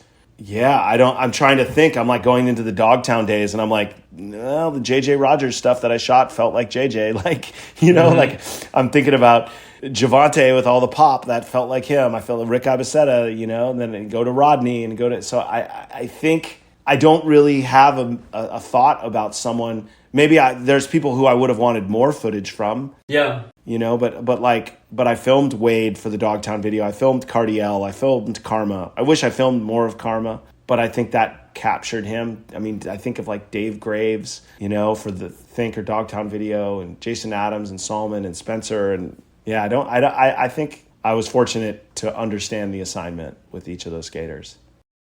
My second question is, do you think the skate video format is still progressing? I mean, progressing is an interesting word. You know, I think, I saw the Dickies video, which I thought it was great. I totally enjoyed it. The parts were solid and fun. But then, you look at Colin Reed, or you look at Josh Stewart, and you look at some of these other, filmmakers who are doing things. You look at Bill Strobeck. Yep. I mean, certainly. I mean, I would say, definitely when you look at Bill's work, you can feel that he is continuing to push in a direction. And I think you can feel that he's pushing in a direction that's not comfortable for everybody, right? Yeah. Because, he kind of shies, he has parts, but then he releases videos that don't really have parts, and everything blurs together. And then the session itself is kind of a blur. So I think that's progressive. But I think he did that with Cherry, so it's not new for him, but he does keep pushing in that way. So I don't know if there's any revolutionary progression in skate videos, but I definitely still feel people pushing the medium. And the third question is the job of directing a skate video to capture what's happening, or having a larger idea and combining that with the skating? Maybe give some examples of each and how they work or didn't work. Yeah, I mean, I think the job of a director of a skate video is to identify the characters of the video and shape a part that gives you a sense of them. Mm-hmm. And then from there, if you can have a vision for the whole film, that ties it all together. I think of Ty's work, where he, the flat earth and, these things, and they had themes, and there's a big vision for how he wants the whole thing to feel. And then there's these specific parts that feel a certain way. But then I think, and I go back really early, and I go to Not the New 8th Street video, which really has some of the most important modern street footage that's been shot. And that's Sturt and MT and T-Mag, and Sturt's filming with reflectors. So the skating looks really high fashion and amazing. You Sal doing the nose blunt, and Chad Vaught tail dropping into the mini ramp with the reflector. And in that way, the filmer's directing as well, because that footage is undeniably an outlier with everything else that gets filmed. Mm-hmm. Right. That's one of the important things about making aesthetic choices in the filming of a skate video, is that when you have too much diversity in the footage, you just don't have a singular vision for what it is. Yeah. I've always believed you should have minimal filmers so that there's consistency. Everyone should have an assignment and a tone. Again, you look at Bill's work and you feel it's pretty consistent. Yeah. You look at Colin or Josh, and they're there's a mentality of how, things are being filmed. But then you have these big company videos with people all over the world, and there's no way to get that consistency, No coherence, or not much of it. Yeah. And you could feel that there was an idea or an intent. But I think the challenge, and I think the great skate videos capture the personalities and the shape of the team as a whole. I think of Future Primitive, right? Mm-hmm. Future Primitive to me is still one of the greatest skateboard videos of all times, because it's a little bit of a documentary, but then it's also serves the part. Then you have all these bystander moments and people, and you kind of feel what it's like to be a skater, but then oh my God, look at this amazing skating, so there's a thing. And I think Future Primitive is very successful because it's not in the modern era of skateboarding. Right? In the modern era of skateboarding, it's really hard to do that, because you're going and filming these technical things, and then you're at this spot, you can't be there at this time of day, and da-da-da-da-da-da. But when I was watching virtual reality, and I know intimately what my contribution is to all the personality footage and all the people and all that stuff created an undeniable shape to the team in the video. Mm-hmm. So I think that, as a director, you kind of want to take a step back and go what do I want this to feel like? And then you got to look at each rider and really hone in, I think of Heath's part where he wore the same outfit, and it's there's a statement in that, but I just think it's hard to control skateboarding, right? Yeah. It's hard to shape it, only film at this time of day. That to me is a thing. I think there's a beautiful idea there. All right. Yeah. Have you listened to this next one? I got a lot of questions for Jacob Rosenberg, but I'll just keep it to a few here. Jake, did you notice anything new or have any fresh takeaways after watching virtual reality on the big screen at the Museum of Moving Image in Queens? And I was also wondering, how many Hi8 tapes do you think you have total? And my last question is, as a director of photography in the film industry, have you ever worked with people that knew your work from skateboarding that you didn't know personally? Like, has anybody ever recognized you on set as like, hey, that's the guy that made virtual reality and other great things? All right, man. Thanks for everything. Is that Tim? Tim Anderson, yes. Bob shirt, yeah. Yeah, love Tim. Yeah, he's the best, yeah. He's the best. Yeah, okay, so... Virtual reality on the big screen. Yeah, virtual on the big screen. I mean, I was just reminded at how in the pocket... I guess it sounds indulgent, but just how in the pocket Mike and I were. I mean, that video just plays so well to an audience. There's laughs and there's drama and there's heightened stakes, and you just like totally feel that it was meant to be played in a theater, which was absolutely our goal. You know, you make something in this little editing room in this bubble, and all you have is like you're like, oh, I want it to feel this way, I want it to feel that way, and then like you just are your own audience. And you know, I don't think we were not showing the video that much to people at that time. I think with Questionable, because it was the first video, people would come and watch the parts, but I don't remember us like really showing it. We also like didn't edit it way before we really got to the final stretch and then did all the editing kind of at once. Whereas with Questionable, it was kind of like, oh, okay, Pat's part, and then this part, and then this part, and then this part, you know, was kind of slowly chipped away at. I just love how well, I mean, I just saw how audience friendly it is. To this day, yeah. Yeah. I would hope that if and when we do more museum openings, that we would be able to screen it again. Yeah. It's just, when you have a core skate crowd there, it just plays so well. And so how many Hi8 tapes do you think you have?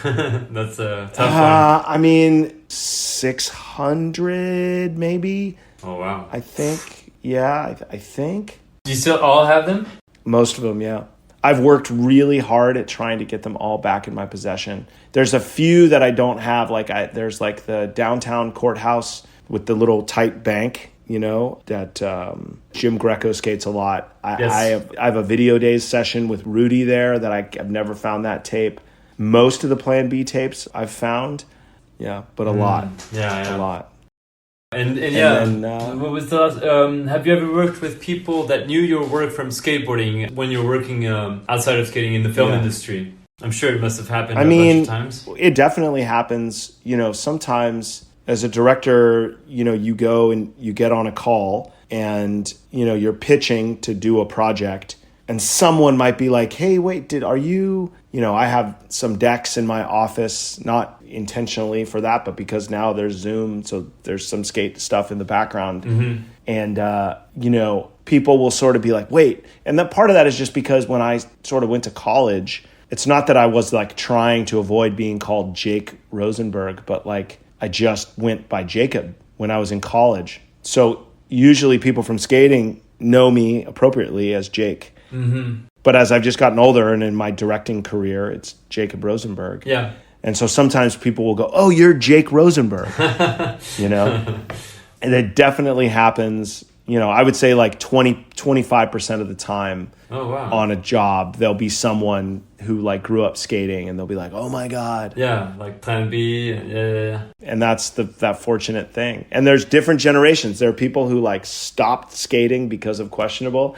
And then there are people who started skating because of Secondhand Smoke. Usually is that way. Okay. You know? Oh, okay. That Secondhand Smoke was like a first video. Because the Questionable virtual moment is like really core. And then, you know, X Games comes around, I think, in 94, 95. So it's like starting to be more mainstream. And Secondhand Smoke, I think, just was a little bit more accessible for skaters at that time. I hadn't thought about that. That a whole generation kind of stopped at that point and then started at this other point very close by. Yeah. This next one is from Justin Girard. Oh, cool. Yeah. Whom you filmed on, again, in Useless Wooden Toys, right? Yep. The new video? Yep, totally. He asked a couple of things. One of his questions is what proportion of your footage catalog could be used for blackmail? I mean, not a high amount.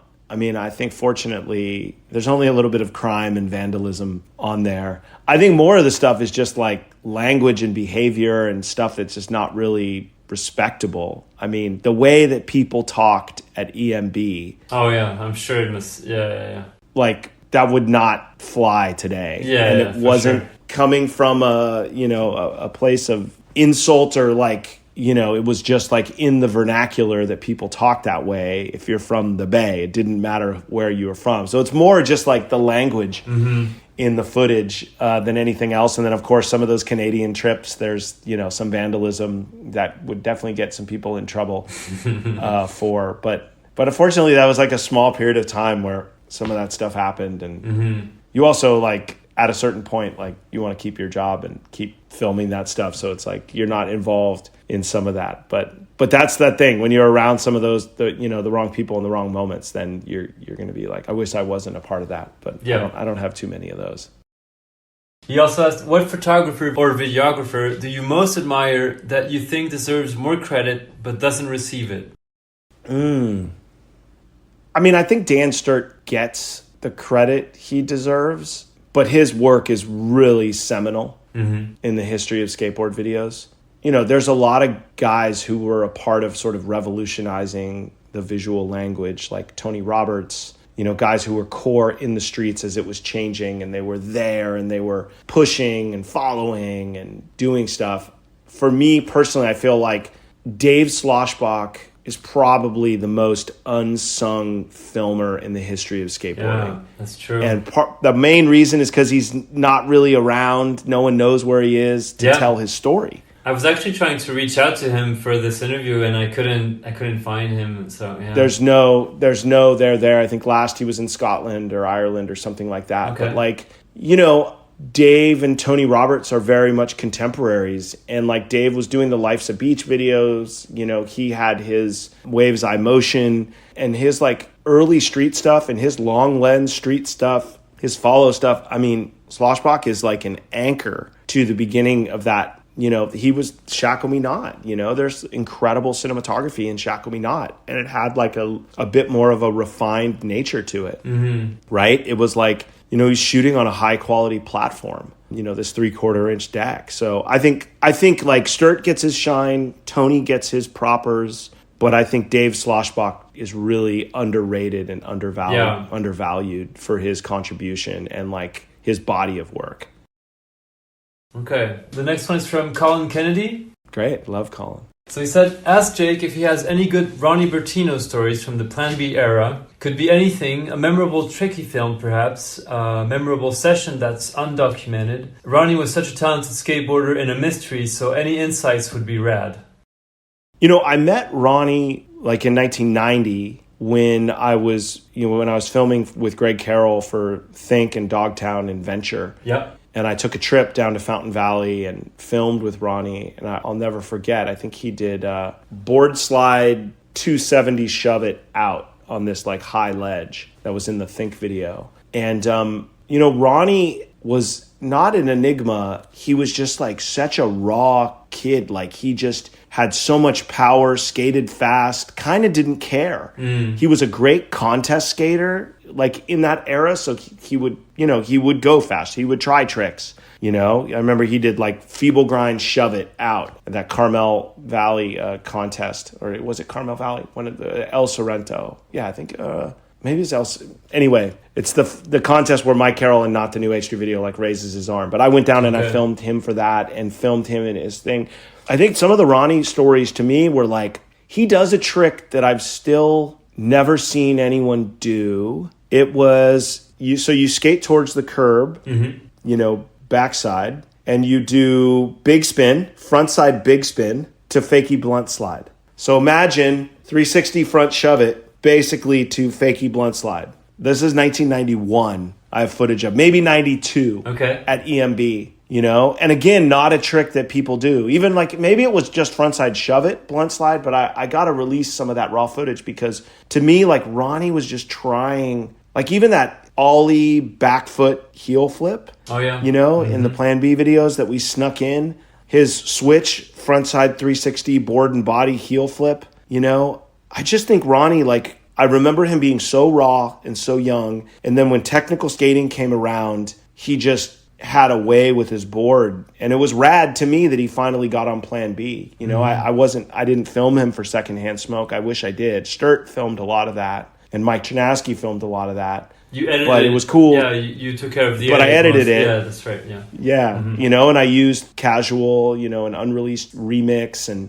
But I had that connection to him from the Think days. And I just have always, you know, people always talk about how Henry Sanchez is kind of underrated historically. And I think, sure, you know, to a degree, but it's like people talk about Henry actively. Sure. Yeah. So I feel like Ronnie, just because he doesn't impose himself on the culture, that's no statement about anybody else. That's just him. He doesn't like go, oh, look at me, think about me, like he was sick. Yeah. And he was fucking rad. And if you look at the technical tricks that he was doing, and I remember sessions at EMB, and he was just a really incredible skater. And it was just like, there was that one moment, he just had kind of long hair. He dyed his chukkas like purple. Okay. You know, or he had purple chukkas, and he has this backside 360 where his front foot's off the board. It's just beautiful, beautiful skating.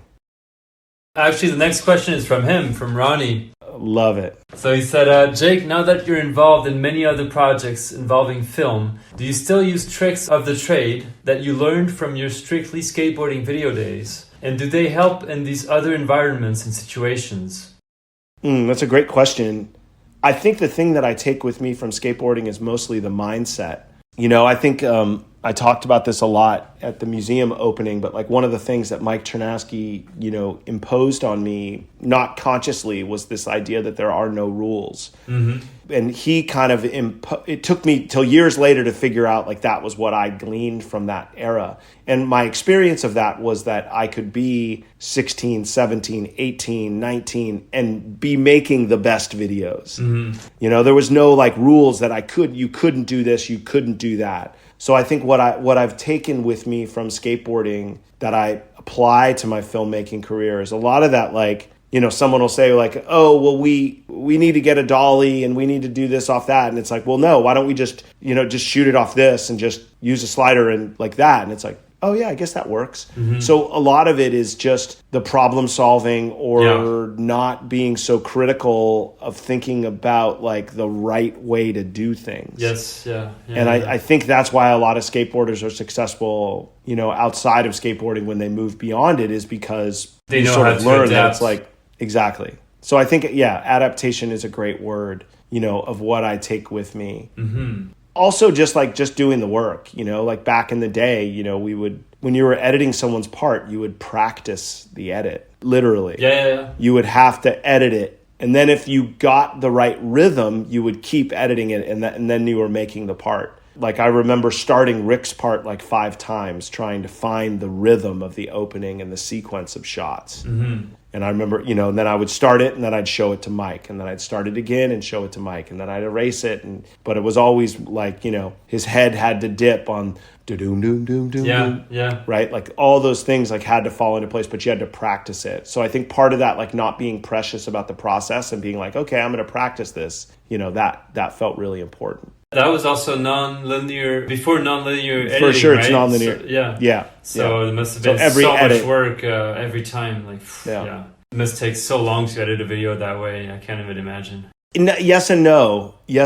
Because once you started, you were on the path. So like usually a video, once you started it, you could almost do it in 8 hours, you know, 8 or 10 hours, just straight. But it took a while to find the rhythm. That's right, yeah. But I was just going to say that you actually, I think you said in other interviews that you edited the third video, Secondhand Smoke, you edited the video in like 10 days or something, or 2 weeks. Less than 10. I think it was like 9 days. Right, yeah, which is crazy. Like it's, the video is slightly shorter than the 2 first ones. It's like more around half an hour. But still, like it's a full legit video. And it was just mind-blowing when I heard that. I was like, damn, like 9 days. That sounds. I remember I told Ty that, and he just was like, couldn't believe it. Yeah, he just couldn't process that. Oh, I'm sure. Yeah, but we were in the pocket, you know, me and Mike at that time. We were making.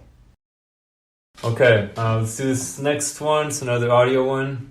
Hello, Jacob. My question is, in your commercial cinematography, directing work, stuff you do currently, Do you ever have you ever tried to slip skateboarding in or anything like that? Maybe because I'm not so aware of all the work you've done after skateboarding, but I was just wondering if you've, I don't know, had any nods to skating or slipped anything in like that. Cheers, man. Have a good one. Is that Will Harmon? Yes, Will Harmon. Yeah. Amazing. You guys go way back. Actually, I didn't know that. Yeah, we do. Yeah. I made his 411 part, and he lived in Boston when I was there. He's a close friend of Pete Thompson from North Carolina.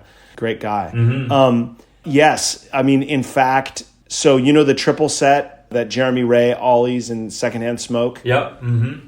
I used that in the Honda commercial as the background for where we parked the car. Oh, so okay. I try to like visually point to skate spots or skate things. Oh, I like that. Awesome. For sure with locations. Like if you can get a skate spot in a location in a commercial, I think that's rad. Because then everyone who watches the commercial who skates is like, dude, there's the the upper grand spot, the grand triple set. But for sure, yeah.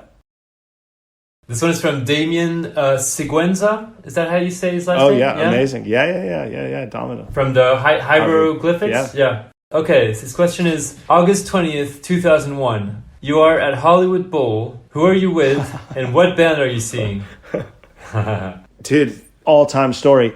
I'm with Damian Siguenza, and I'm with Dan Nakamura, also known as Dan the Automator. Mm-hmm. Oh, yeah. And we are seeing Radiohead. Oh, wow. Kid A. Oof. I believe it was Kid A. I think it's Kid A. Maybe 2001. I think so. Yeah, maybe. Or was Kid A 99? Anyway, I have friends in town. It's in the middle of summer. I'm in like Malibu at a friend's house with these two friends visiting, and I get a call from Domino, or he pages me. Mm-hmm. And I call him, and he's like, "Dude, I have an extra ticket to see Radiohead VIP at the Bowl." Oh, wow.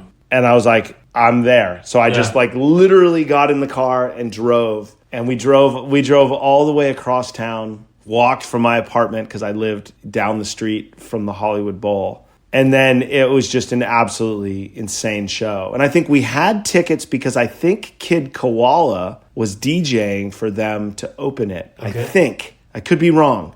But Dan, I think, hooked up the tickets, and Domino invited me as his plus one. And it was absolutely an incredible show. One of my all-time favorite shows. And for him, that was like a jumping off point for him with Radiohead as well, where he like was a fan, but he has become since a super fan. And his daughter's a musician and she's a huge fan. So it's like, yeah, that Radiohead connection was really incredible. Super cool. Yeah, it was so good.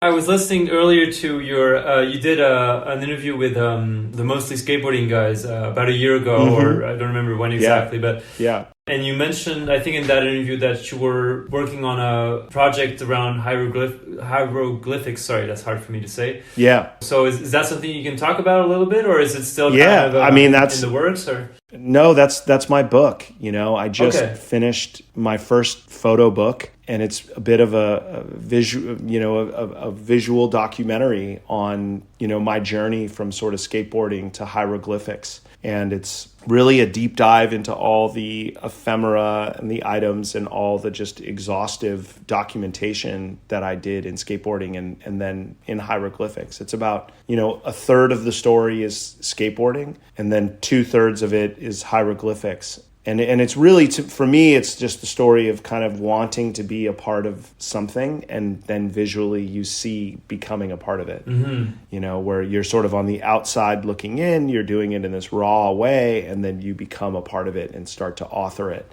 and author work with those people. So the book is called Right Before My Eyes, 1988 to 1998. I start pre-selling it on November 1st, and it'll start shipping at the end of November, and I'll have an opening show at Heavyweight Gallery on November 22nd. Sick. Yeah, I have like, in my mind, I have like 2 books that I want to make. One is like this journey book with hieroglyphics. Yep. Really kind of showcasing how my voice emerged as a filmmaker. And then another book would just be skateboarding. Okay. Which would be very different to this book. But this book is very much about skateboarding and growing up that way, and the music and the ephemera and all the things that are in the culture. Mm-hmm. And then Mike Ternasky dies, and I like literally just glom onto Hyro. I revered them, and I found a way to become a necessary component of their crew. Ecosystem. Yeah. And you know, it was very interesting. You know, it was the beginning of the internet. You know, they had one of the first artist websites, and they were dropped by their label and they went independent. So like the idea of having a photographer or someone filming them, you know, was new because, and there was so many places the photographs could go. And then I would shoot videos, and videos would go on the website. So it was a really, and for true Hi-Ro fans who like were online at that time in like 97, 98, 99, like a lot of what I put onto that was like the only way you saw the group, you know, was sort of through my photos and my stories and my words about them. And part of that was just because I wanted to be a part of it. So the book is really a celebration of that decade, and a lot about the feel of the items and, you know, and the places that we went. It starts like very crude, raw frame grabs and crappy photography, and it sort of ends in Hawaii making this music video, which was like my first directing gig proper, you know. All right, this one is from Pat Duffy. Amazing. He said, Jake, how on earth did you know at such a young age to keep and archive all this editing studio memorabilia, timelines, outlines for parts, etc.? Did you understand somehow its significance in the future, or are you just a hoarder? Your friend Duffy. Yeah, that's a great question. I mean, I've been thinking about this a lot lately because the book is so rooted in like stuff from my archive. You know, there's really. You mentioned the notebook earlier. Like, it's crazy that there's you kept like stuff notebooks like that. in there, It's Plan incredible. B notebook. Yeah. I don't know if it's related to my trauma and this idea of like feeling like you want the good moments to last longer than they do. But I always had a tough time getting rid of things that had like an emotional meaning or like a tangible meaning. So like, I mean, I learned at a certain point, don't tape over your tapes, because initially, you know, you would tape over the tapes. But then I also would like never throw bad photographs away. I would keep notebooks, you know, and it became a problem because I would travel across the country. So there is an aspect of that hoarding thing is totally real. Yeah. Part of it is like, I always feel like everything has a context and a meaning. And sometimes it's valuable to unpack that meaning because it can be nostalgia that is like communal. Yep. But I don't know why. I don't know. You know, I collected baseball cards when I was a kid. Yeah. My dad, you know, and I did that. And I think I was in that era where like when you bought something, you had it for a long time. You know, my parents were very fortunate to have a house that I grew up in, and the house still exists. So we didn't move a lot. A lot of people get rid of stuff when they move. So they build that mentality of, you know, permanence. Not keeping and stuff from the long term. Yeah. Exactly. But like I've kept insane things. And when I say insane, I mean like emotional resonance. Yeah. You know, like I have a, you know, a letter that I wrote to Mike Ternasky's mom. Oh, yeah. Okay. When his daughter was very young and I wasn't really allowed to see her. So she wasn't in my life. But in a letter I write, I hope that someday she finds me and asks me the type of man her father was. Like that's and I kept that journal. Incredible. And now, of course, that came true. Yeah. So all these things happen in my life that reinforces like that I got to keep the stuff. But I think the book, you know, right before my eyes feels unique because it is a lot of artifacts and ephemera that have meaning to a story. And the book tells a story. And you could get just lost in them and remember, oh, I remember I had a planner like that. But then you could see the notes on the planner and be like, oh, that's related to secondhand smoke. Or, oh, you know, there's the business card of the guy that was the PR person for Hi-Ro. I also think like when I think part of it is like having a diary. And I had a diary for a lot of my adolescence and young adult life. And you kind of keep your diaries. You don't really read them that often. But I feel like sometimes if you do go back and read it, it's like, oh, wow. Yeah. You know, it's all there. But for better or worse, it's a double-edged sword because I have all this stuff and I feel like a sense of duty to put it out and release it. But then that also takes a lot of time out of my life. Yeah. And then I always wonder, am I living too much in the past? And then I'm like, not really, because I'm pretty active in the present. But that past is so meaningful for me because of all the relationships and what I shared about, you know, Mike seeing me. And so in a way, but I also know like how much it means for people to see that stuff. Yeah. You know? Definitely. Yeah, I mean, it's so cool that you kept all that stuff, and that, for example, this letter you just talked about, it's incredible that you kept that, and that actually what you were writing became reality, and all of those things also are components of this book that you're putting out. Yeah, it's great. Like I don't keep anything. Like I don't have anything from my childhood or my adolescence or young adult life, and I'm sure there are a lot of things I would be so stoked to find now if I had access to them. So I think it's very valuable that you kept all these things for all this time. It's really cool. Yeah, it's tough because there are a couple things that I don't have, and you really feel it when you have so much. Like there's a session with Guy Mariano, Javante, and Rick Ibaseta at the Torrance Curbs or Redondo Beach Mall, and I can't find those negatives. Oh, okay. So it's like, so the fact that I have so much of all this stuff makes but there's a couple things I'm like, where's that? There's just one missing piece of the puzzle, kind of. Yeah, I see what you mean. Yeah. Okay, this one is from Eric Swisher. Amazing. Croneball. My mentor, the best interviewer in skateboarding. Let's see, he said, Amen. Combining worlds here, did you ever show Leon Vitali any of Mike T's work? If Leon and MT had ever met, what would they have talked about, and what qualities would they have appreciated in each other? Let's catch a flick soon. Yeah.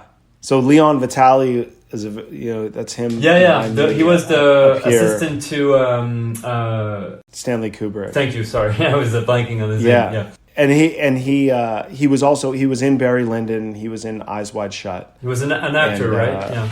An actor, and then he was a self-professed film worker. Right. And he really worked in service of Stanley's vision. And Leon and I met in 2006, 2007, became very close friends very quickly, and we sort of realized that his love and allegiance for Stanley really mirrored my love and allegiance for Mike Ternasky. Yeah. He lost Stanley in 99. I lost Mike in 94. And we sort of shaped this afterlife of those individuals by preserving their legacy and really being stewards for it. He oversaw every transfer of Stanley's films. He was destroying material that shouldn't be seen by the public, that people would have made public, that Stanley wouldn't have wanted. So we both had this silent stewardship and then public stewardship for these individuals. Leon definitely saw skate videos. I don't remember sitting him down and playing the whole Plan B video, but he saw Waiting for Lightning multiple times because he was helped me in the edit and gave me notes. And he just loved it. He loved skateboarding like crazy. Oh yeah? I remember when Feds made Wet Dreams, Leon came and watched it and just loved it. And I know he saw parts in virtual reality, and I shared some of my old work in that way. But I think if Mike and Leon met, the conversation would definitely go to Kubrick and his process. Oh yeah. And it would be about work, and it would be about work ethic, and it would be about discovery. When did Stanley discover? What was he thinking? Mike was always really curious about people and their process. Whatever he could learn. So he would be asking questions about Stanley's process so he could learn himself. And I think Leon would be so enamored by Mike's adoration and mentorship for these young kids. Yeah. Leon, had some trauma in his childhood, and I think he really understood mentorship and really understood, deep relationships, and I think he would have just been how the fuck is this guy so young running this company and doing all that? Mm-hmm. And then I think their conversation would innately go to their pride of me and my career and what I've done. But I was a huge Kubrick fan as a kid growing up. I saw Full Metal Jacket in the theater and watched everything, and I was like a nut. Yeah. And when Kubrick died, it was really devastating because I was like, oh, this one artist that I really adore. I was hoping and dreaming that I'd meet him someday. Yeah. Because for me, life has kind of been like that, where these terrible things have happened, but also these crazy, amazing things have happened. And then lo and behold, Leon comes into my life and becomes one of my closest friends. How did you first meet with him, actually? You said it was in 2006, but was it on a film? No, I was at a production company called Bandito Brothers that I was a partner and a part owner right. in. And they had a cocktail party, and Leon was a guest, and he walked in, and I knew exactly who he was. Oh wow! So I was like, hey, you want to see what I'm doing with all this post-production work. And he was like, yeah. And then he was like very, I didn't like poach all the Kubrick information. I took my time and spent time with him. And then I just asked him if he would watch my work and watch the work that we were making and advise us. And he loved taking that role and loved being involved in the process. Like he really missed production. So any time that I could incorporate him in that, I would. And, it was like Eric, who's just what a lovely human being, another steward and custodian for the culture. He's a huge film fan. So to me, it was like the idea that that he could come and spend the afternoon with Leon and me, and I could like let them sit together. I'll go inside and do something and leave them alone. Like I know that was meaningful for Eric, but that was always, before Leon died, we had a really lovely afternoon where, he got to sit and talk to Leon and all that. But yeah, that must have been an epic moment. Yeah.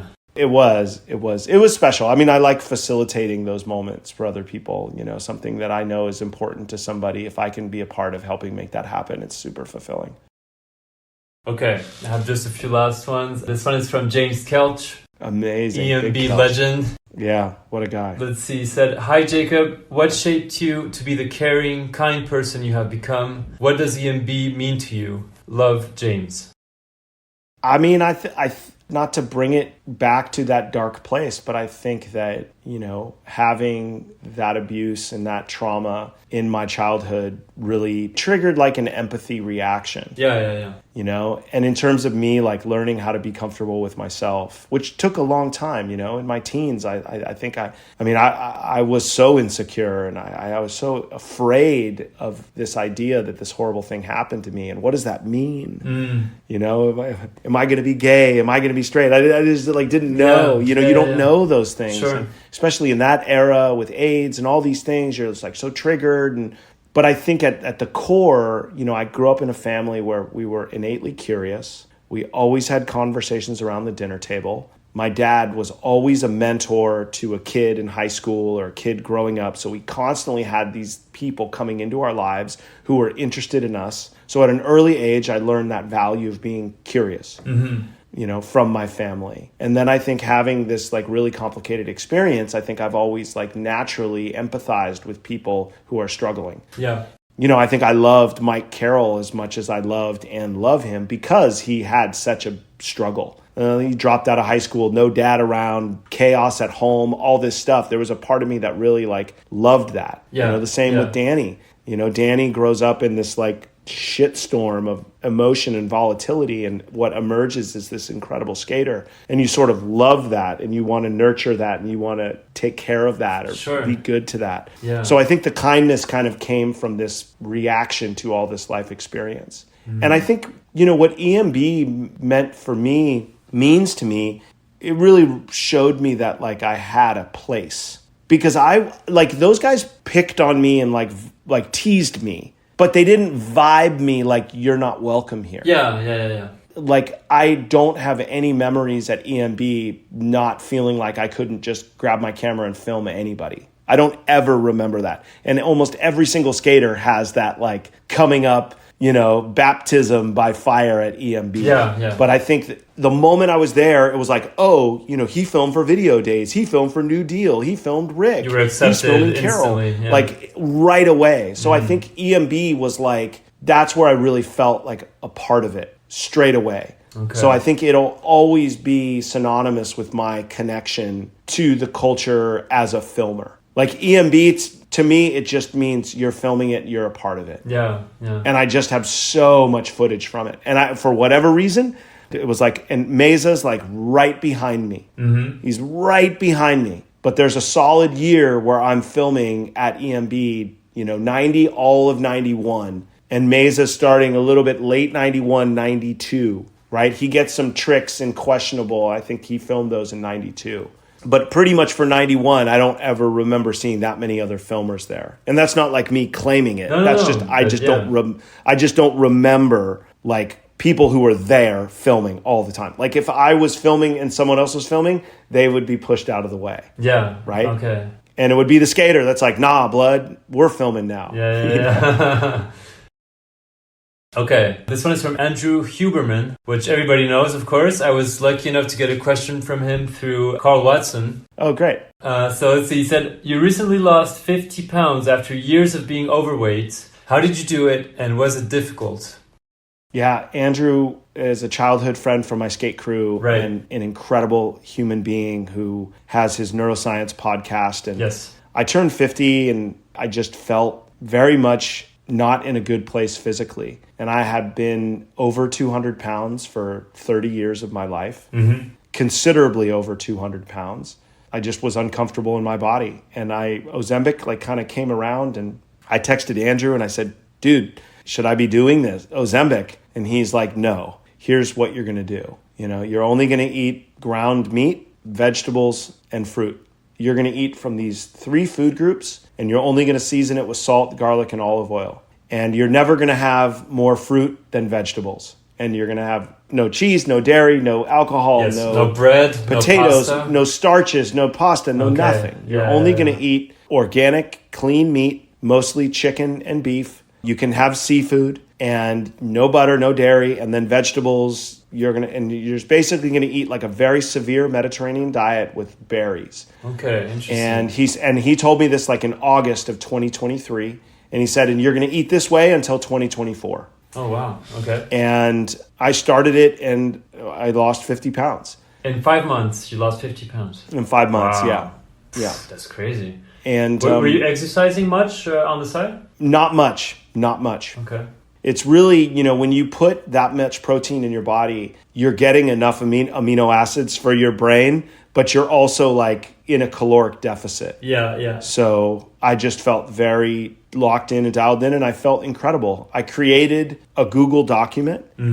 And when I sort of talked about this journey, and Andrew has talked about coaching me in this journey, I shared that document with a number of people who were in a similar position as me. And pretty much every person who followed it to a T lost like 15 to 20 pounds in the first like 6 weeks. Wow. And then some people lost 30 to 40. Some people kind of tapered off. And I still like have put a little bit of weight back on from that initial 50. But now I know how to modulate. I will never get over 200 again. I know kind of how to lock in and focus. And I think the one thing that happened, well, 2 things that happened. One, I learned how our moods are tied to our food intake.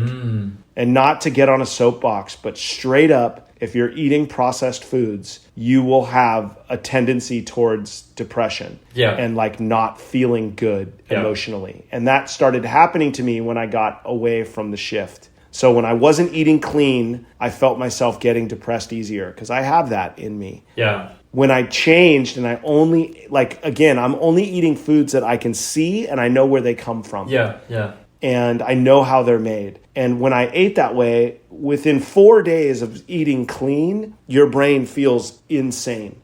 Your energy feels insane. And so that was a gift that Andrew gave me. Yeah, and, and his friendship and his accountability to that was really, critical for me discovering that. And again, I people can DM me for access to the Google Doc. I don't gatekeep any of that information. It's really, beautiful and amazing. Yeah, congrats. That's impressive. Thank you. And I listened, not to the whole thing, but recently he was back on the 9 Club on the Stop and Chat. Yeah. And he mentioned you losing all the weight and stuff. And I think you had talked about it on Instagram in stories over the summer. I don't remember when, but... Yeah, 2 times. I talked about it like at the beginning of the year, talking about the milestone. And then I kind of went through a weird depression. Not weird. I went through a depressive period and I just started talking about it. Like I made the shift back and I started feeling better immediately. Okay, I have just 2 quick last ones. This one is from Joseph Ternasky. Wow. Mike T's brother. Amazing. So he has 2 things. His first question is, assuming time, money, and other resources were no problem, what singular project does he most want to breathe life into and why? I mean, I would love to create an institution that housed every skateboard video that was ever made.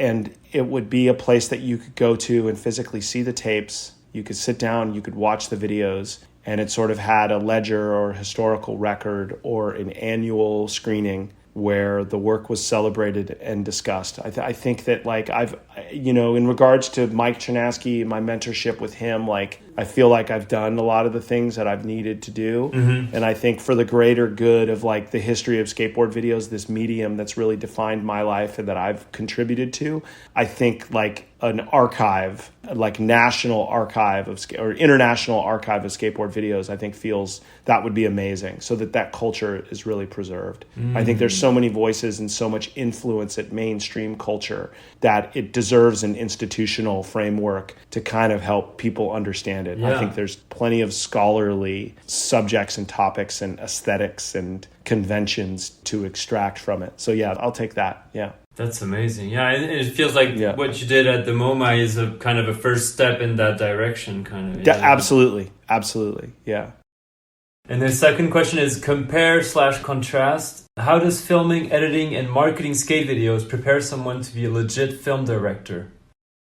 I think being a director, let's just say, my bread and butter is directing commercials. I do it all the time. That's how I make a living. Your job is basically to think on your toes, to have answers to questions, to provide a tempo for the work to get done, and to deliver all of that with a sense of confidence, not knowing the results. Mm-hmm. So I think that, filming, editing, and marketing skateboard videos really goes towards your passion for what you're doing. So like, I don't think you make skateboard videos or get involved in it if you don't love it. Because a lot of it is sort of thankless. I mean, with all due respect to all the incredible skaters that I filmed, those guys get talked about more than the people that make the videos, which is fine. Like, that's the deal, right? Yeah. But when you go and look at The Godfather by Francis Ford Coppola, people talk about Al Pacino, but they talk about Coppola. Yeah. Right? They talk about Brando, but they talk about Coppola. Mm-hmm. So I think that, like, you have to have a high level of passion and interest and self-motivation.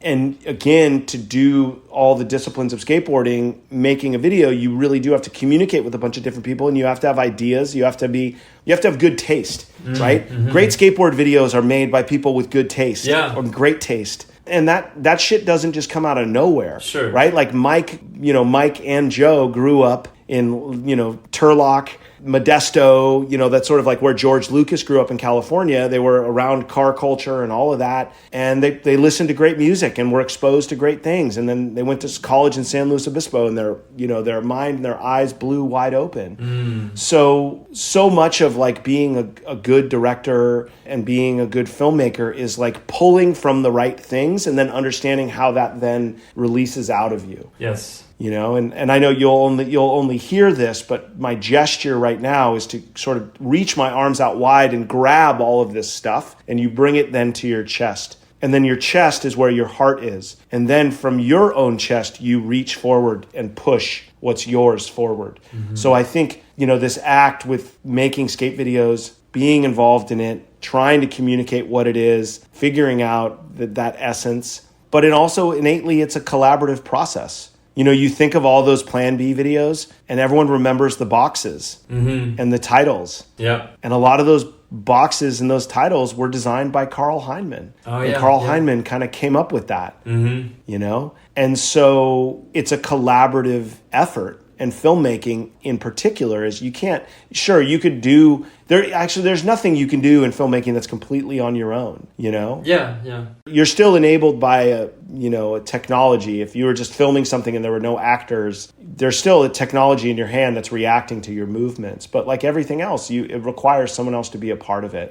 So I think, learning how to include people, learning how to communicate these bigger messages, learning how to consume the things around you so that you find your own voice of them. And I go back to like Rick Howard's part in virtual reality. Like I loved Rick at that time, loved his skating, loved his personality. And that part is a reflection of that love. Yeah. And that when I'm making it, I'm feeling it. And the result is what you felt it when you watched it. Yes. Right? You have a smile on your face right now when you're thinking about him with Rick James, blowing the kiss and disappearing behind the, all those things. But those are choices. And you're just trying to lean into that.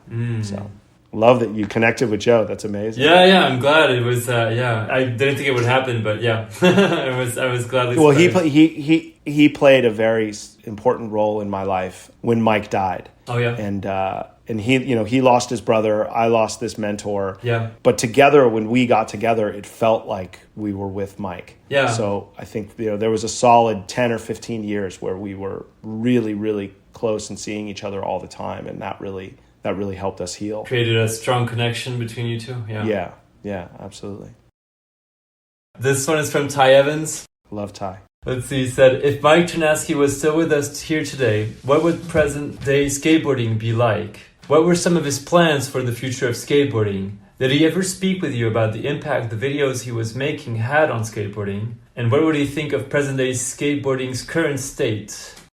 Man, I vividly remember him becoming interested in snowboarding and apparel and, footwear. And, he was really starting to shift the videos towards me. And then him and I would work together making snowboard videos together and then skate videos together. And then yes. I was going to go to film school and then we were going to reconnect and make films, right? Films. Yeah, you wanted to make films, yeah. Exactly. And do this stuff together. But also I remember him teaching Rick a lot about the business. Mm-hmm. So I feel like he was kind of thinking about things 100%. And obviously that didn't go the direction that Mike had hoped, but he was right in thinking of Rick for that role. Yeah. Because Rick obviously could fill that role. But I think he was kind of setting it up to continue to be a visionary. I think the super ramp that Danny did, the mega ramp that Danny did, all that stuff is kind of at the scale and the theatricality that I think Mike, wanted it to be. I think he would have continued to make skate videos at a very high level, and he probably would have pushed skateboard videos more into the mainstream zeitgeist. Mm-hmm. I think that skate videos now, you look at Bill's videos with Supreme and people are aware and there's billboards for Blessed and all that stuff. Part of that is the Supreme of it all. Part of it is Bill as an artist. So I think that there's an aspect where I think Mike's brand as a storyteller and skate filmmaker would have started to push outside of skateboarding, and it would have pushed to snowboarding. Mm-hmm. And I think both skateboarding and snowboarding would have had an increased exposure earlier if Mike was still alive. Yeah. I don't remember him ever expressing a vision for the future other than he was continuing to empower all of us that was working for him, We never talked about the impact of the videos, this was a success. We were very much in our own bubble of self-criticism, and we experienced Questionable, which is very much Mike's authorship. Sloshbach and I are supporting his vision, mm-hmm. and he's really letting us contribute to that vision, which is incredible and generous.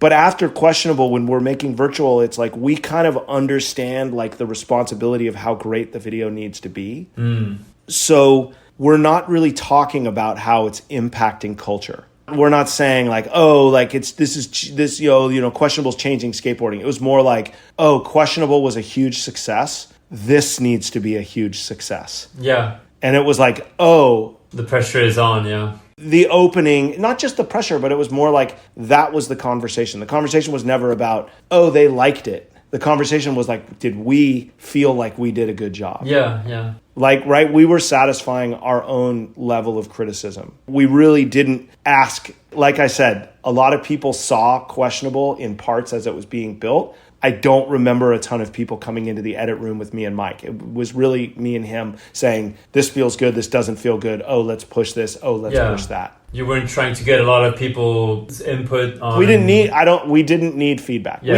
I don't remember showing anyone the opening montage before the premiere. That was just our shit. Yeah, yeah. No one had seen that. And that spoke to the confidence that we had about it. Yeah. And then I think with just Mike with skateboarding today, I think that you look at Kobe Bryant, who had 3 daughters, and he spent his post-retirement career really seeing the opportunity for girls and young women to be more celebrated in basketball. Mm-hmm.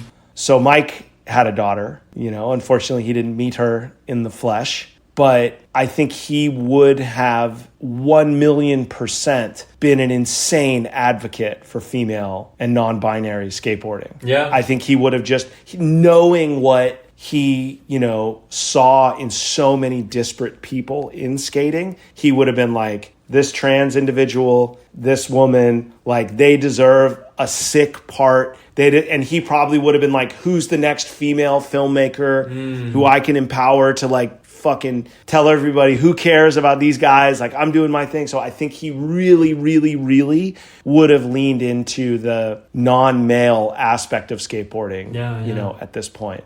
And I think, he always loved the Olympics from the spectacle of it. Okay. Like, we watched the Olympics, and I think it was 92. Yeah, 92. He had the package on pay-per-view. But, the Olympics are complicated for the culture. And I think he would have understood that, but he also would have been like, well, I want to make sure my guy. He would have been like, like, Danny, you want a gold medal? Okay, this is how we're going to get you a gold medal. Like, he would have thought from a legacy standpoint, like Steph Curry getting a gold, he would have been like, well, Danny, you need a gold medal. You've had all these X Games victories. How do we do that? And then he would have had a program for that, for sure. It's interesting that he was so adamant on pushing other people, like really, like you and everybody around him, like really trying to extract the best out of everybody around him. And he had a gift. Yeah. Okay, let's do the very last one, and then I'll let you go. Hey, Uncle Jake, it's me. Hope you're having a great podcast interview. My question for you would be around the filming at Plan B. What would be one thing that you would tell my father if you could go back in time, and why? Yeah, it's interesting. What would be the one thing I would tell him? I'd probably, just being a father myself, I'd probably tell him to slow down. It all happened so fast. And we didn't stop and smell the roses a lot, We did, like I said, we'd go to Denny's with Rodney, and we'd have those moments. He'd take me out to dinner. We went to Disneyland. Maybe I'm correcting myself. Maybe we did. But not in a very spectacular way, like not in let's take a 6-month break or something, or Yeah, no, I mean, not like that. I think it all just happened so fast that I'd thank him. Yeah, of course, for sure. Yeah. For being that friend that I needed, that mentor, that I needed, for trusting me. There's so much gratitude that I'd express to him if I were to go back in that time. He was very hard on me, very critical, but I never felt like he didn't love me. I always felt like he was holding me to a standard. Yeah. And I think I needed that. I think he understood that I needed like that, a little bit of that force. You could take it, yeah. Yeah. I don't know. That's such an interesting framework. I've always felt like I would want to go back and thank him, but I feel like I feel like I very much thank him in my actions and the unconditional love that I have for Michaela and supporting her journey to the best of my ability. So I think that the gratitude is sort of in my actions as an adult, but I think I would want him to know just how many people he transformed. For sure, yeah. It wasn't just 5 riders or this. It was scores of people who encountered him, and he said the right thing at the right time. Maybe that's what I mean by slowing down, But it's also that part of that thing is just staying in flow and staying in the moment and staying active and not slowing down. And, it's because of all that you can do all these things. Sure, yeah. So... yeah, it's a good way to wrap it up. Thank you so much, Absolutely. Jacob. It was a pleasure. Yeah, thanks for hosting me and thanks for supporting skateboarding the way you do. I think it's all the conversations and all the different points of views for everyone's experience helps us find one small connection to each other. So thanks for that. That's it for my conversation with Jacob. Follow him on Instagram at Jacob Rosenberg. Visit his website jacobrosenberg.tv to check out some of his directing work and order his new photo book Right Before My Eyes, which just came out.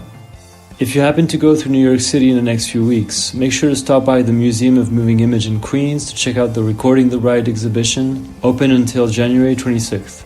And of course, go watch and rewatch the Plan B trilogy Questionable, Virtual Reality, and Secondhand Smoke. Thank you for tuning in. See you soon for a new episode of Beyond Boards.